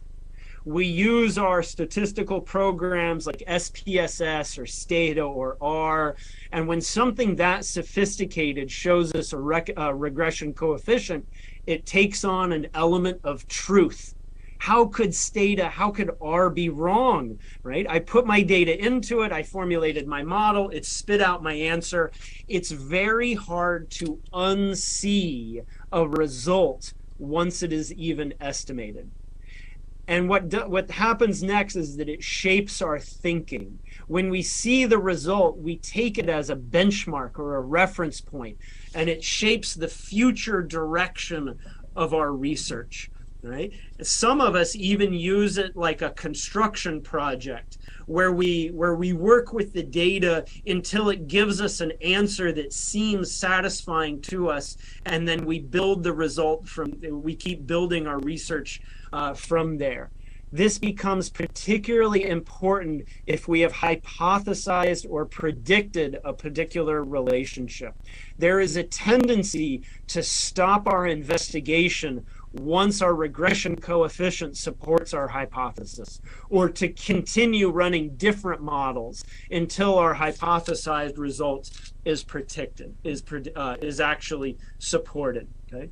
It's common that we want a believable answer because plausible answers can outweigh correct answers. There's a social environment in which research is produced, right? And so we have to be very careful about how we're using the data so that we avoid a focus on plausible or attractive answers, and instead we keep drilling down until we find the best possible explanation, no matter what it may be. Next slide, please. Now, if we're talking about quality empirical evidence, we have to be careful about how we collect our data and what Professor? data we use in our analyses. There's an old saying in academia. Professor? Yes, sir. Maybe you can try to summarize in the next 15 minutes time, please. 15 minutes. Absolutely. Thank you. Absolutely. I'm going to do less than that, actually. I think I can probably stop us in about 5 minutes. Okay, so we want to be careful about the quality of evidence that we use. There's an old saying in academia that relates data quality to model output. We say crap in, crap out. The quality of the data are critical. And so if we're using poor quality data, the fanciest statistical techniques can't make up for that. And it's like trying to make a good meal out of bad ingredients. You can't make a nice salad out of rotten produce. It just doesn't work. So quality data becomes very important, and it can come from 3 different forms. The first form is you go out and you collect your own. You have precise control over the measurement and the sampling and the source of that data. Examples include the Fin Access surveys, which have been outstanding sources of qualitative or quantitative evidence over the years. Field experiments are becoming increasingly popular. I myself just finished a field experiment on bribery in Nairobi. Collecting your own data gives you precise control and precise control over the quality of that data. It's very time consuming, and it also tends to be fairly expensive. The second is that you could partner with an organization that already owns great data. I did this with the Nairobi Securities Exchange back in 2008 around the Safaricom IPO. Like we build relationships with policymakers, we can also build relationships with corporations, NGOs, other organizations that sit on rigorous data sets and demonstrate a partnership with them in order to get that data. But what happens is that most people use secondary data. They download it from publicly available sources, for example, the World Bank. We do this for understandable reasons. It's inexpensive, it's quick, and we don't have to form a long-term relationship with the organization. Now, what happens, though, is that most researchers use existing data sets as is. They use existing variables in order to try to capture the concepts they're interested in. Now, the existing variable in, for example, a World Bank data set might be useful to you, but more often than not, it's rarely specific to your particular research question or your particular theoretical concept. somebody like the World Bank or Transparency International, they're collecting variables based on the ideas they are interested in. And if a researcher is interested in something a little bit different, they're going to have to be a little bit more creative in their use of that secondary data. You're going to have to disaggregate the subsamples. We're going to have to use those existing variables to build new variables, like indices or other kinds of aggregated measures.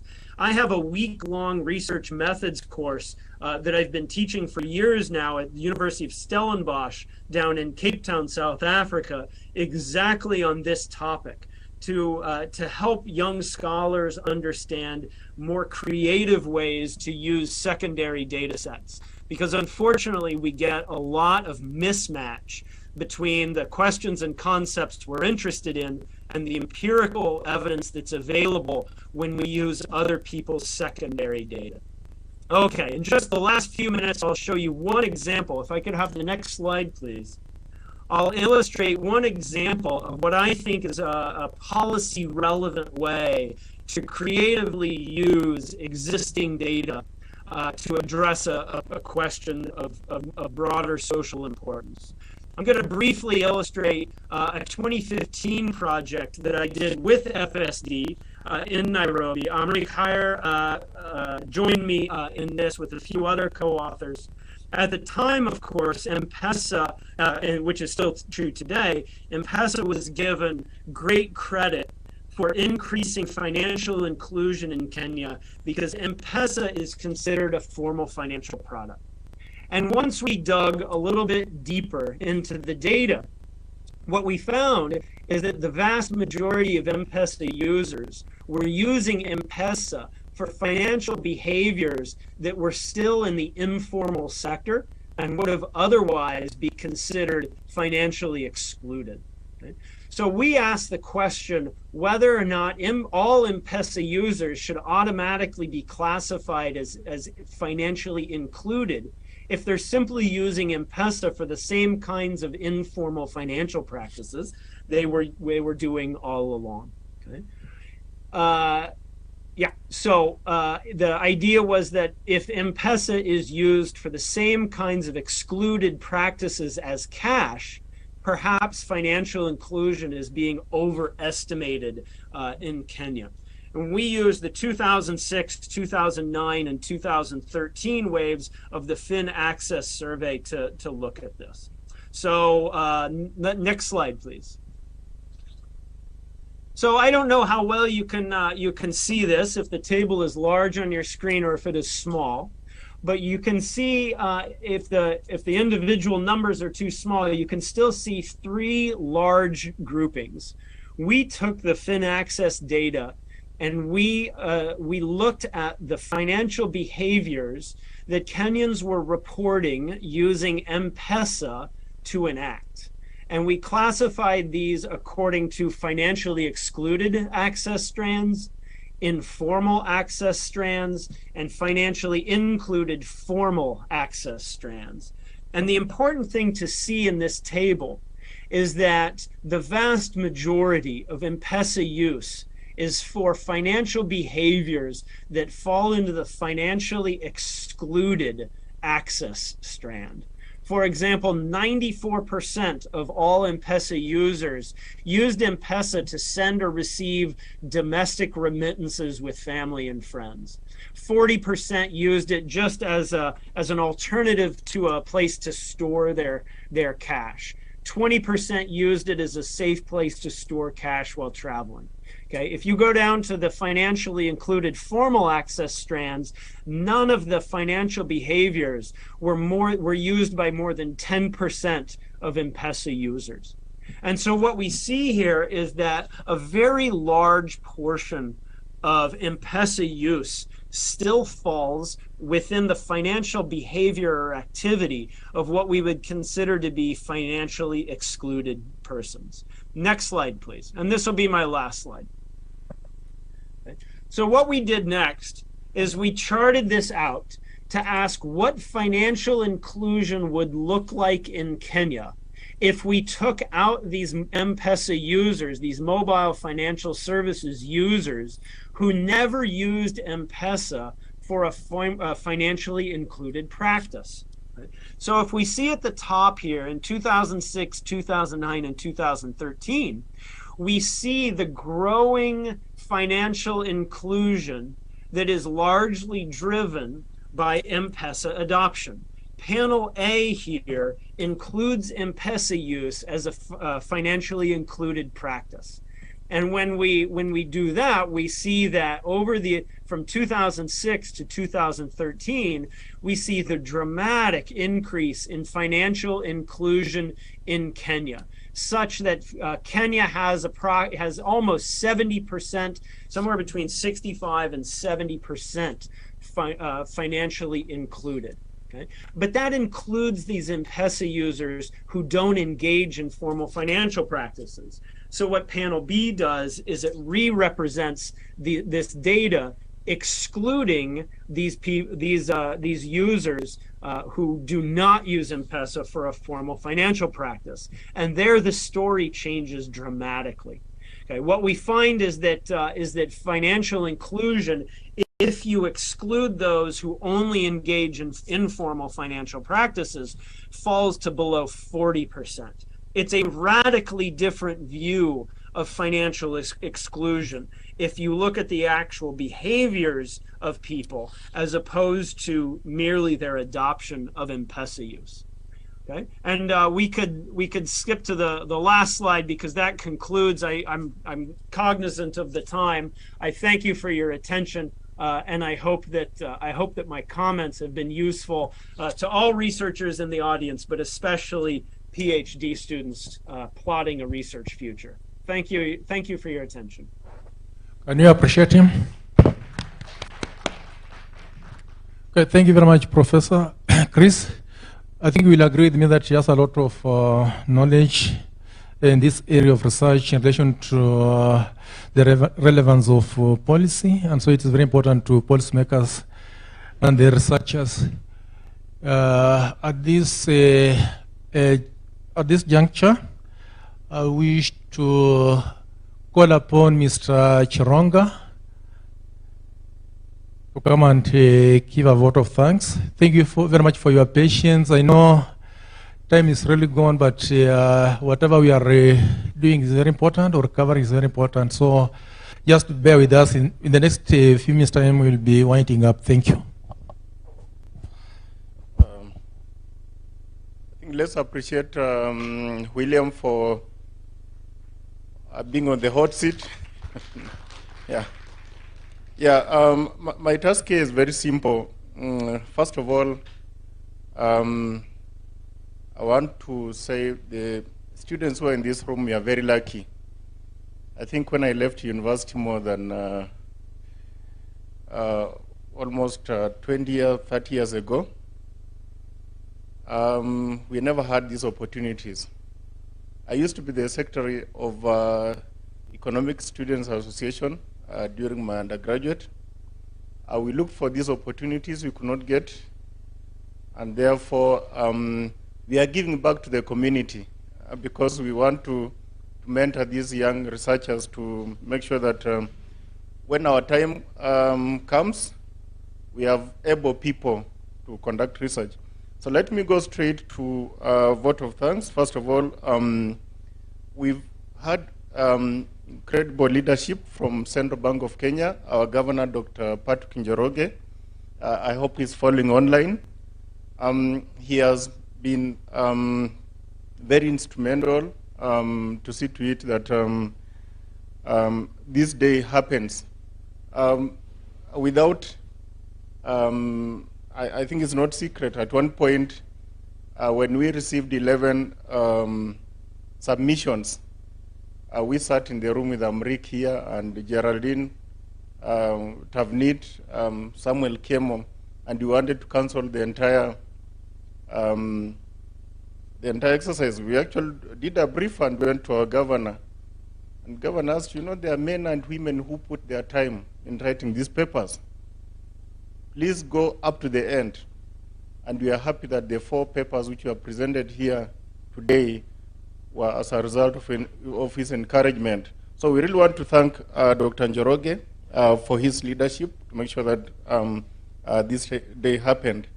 Of course, we had a CEO from our Kenyan National Bureau of Statistics, McDonald Obudho, whose team of statisticians is very competent. He makes sure that the data sets are available on the website for researchers to be able to be able to access them and be able to write their papers. Then we have a team from FSD Kenya led by Ms. Tamara Cook. Very excellent team, done rigorous work, very encouraging, good partnership, to some extent even financial support, looking for resource persons. And the three partners have been very close in making sure that this day happens. So we really want to thank the management of the three institutions.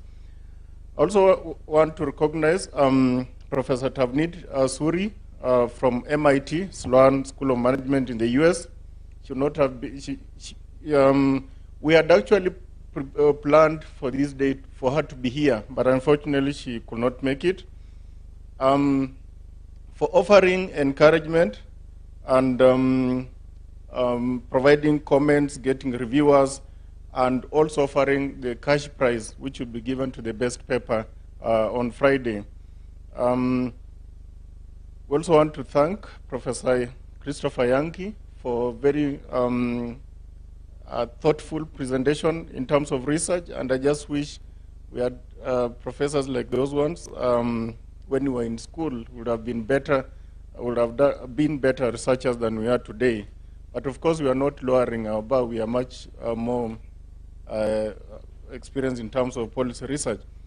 Then the University of Nairobi, we approached them quickly, and it's good that we had networks. My friend here, Dr. Leche, I think he was 1 year ahead of me in the university, if I'm not wrong.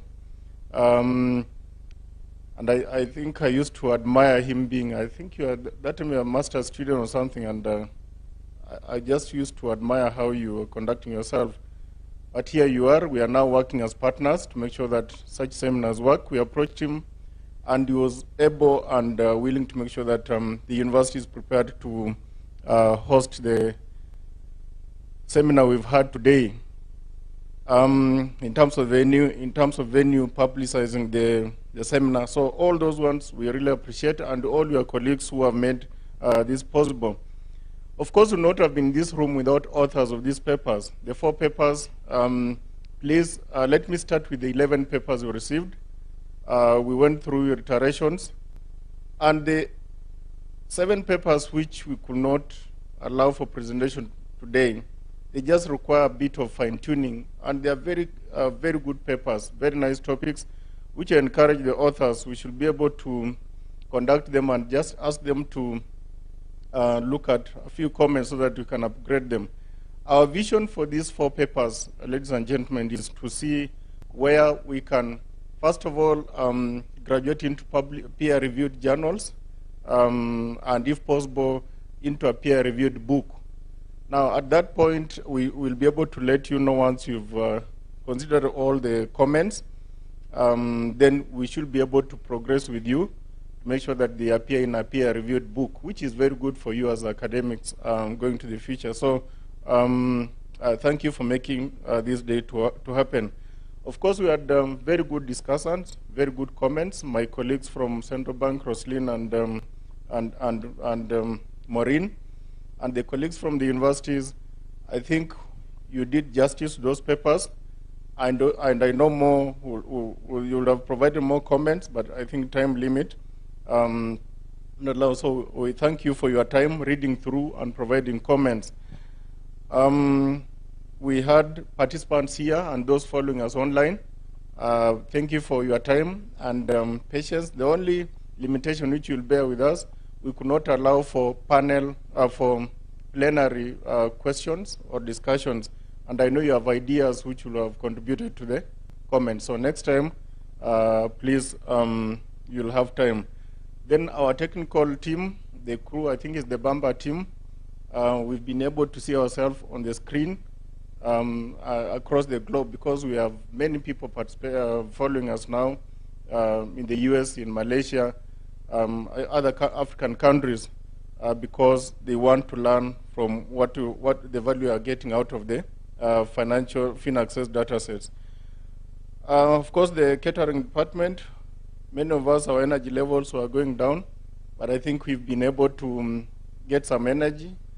So we thank all those who have provided juice and snacks and so on. So there, maybe I might have forgotten anyone, but there's also a team which has been behind here from, I can tell you there are men and women who have worked on this conference. They have never slept. Some of them were leaving Central Bank, like Tabitha there yesterday.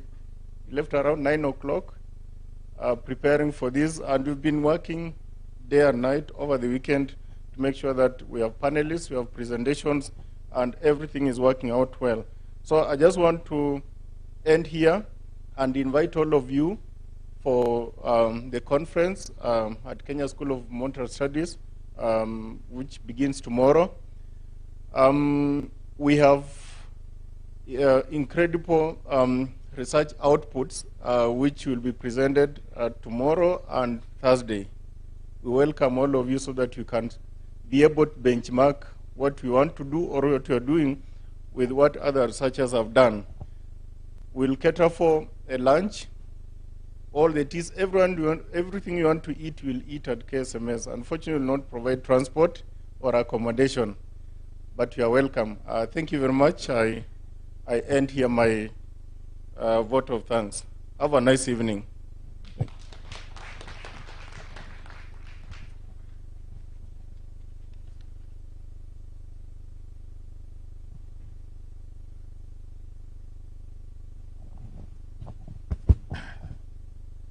Thank you very much. As the host, now let me take this opportunity to officially release you. Thank you very much. It has been very nice. Of course, what we have learned is that the time was a little bit short. Maybe next time we make it a full day. Thank you very much. We really appreciate, and we hope to continue collaborating with you in future. Thank you very much. Have a good evening. Thank you.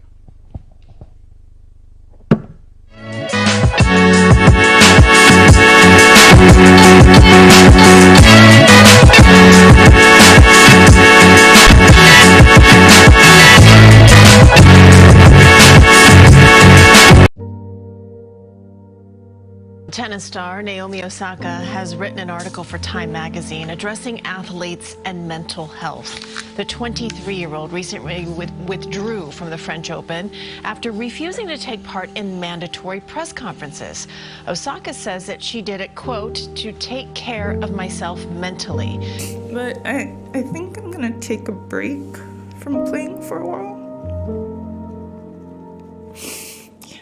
Mental health in the sports community rarely gets spoken about. And when it is spoken about, it's usually in hushed tones. This is not a quote-unquote Western thing. It takes no effort to remember the heart-wrenching case of boxing champion Conjestina Achieng, or more recently, Dennis Ombachi, who opened up about his battle with mental health. Mental health is very crucial, especially for us.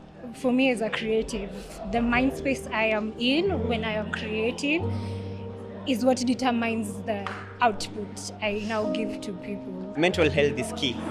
You can't play, let's start with chess. You can't play chess when you're not comfortable in the brain. Oftentimes, mental well-being is thought of as a feminine thing. This couldn't be any further from the truth. Everyone has a brain. Everyone has a mental capacity. So it can't be a feminine thing alone. Yes, it is true that theirs tends to show, which is okay. Actually, ours is worse because we don't show it. So we suffer from the inside. As Dennis Ombachi rightly put it, I better be told that I am not man enough and I'm still alive than to be told that you died like a man. We all have different ways of coping with stress. There is no one-size-fits-all solution, and that's okay. How I do it is listening to music, being outside, interacting with people, pets. That's why I'm doing veterinary medicine, you know. I am a believer in music, and music really does miracles, especially to me when I'm down. There are those times that you're just moody, you don't know what's happening, you start thinking about home, challenges, and everyone. Every hour that it's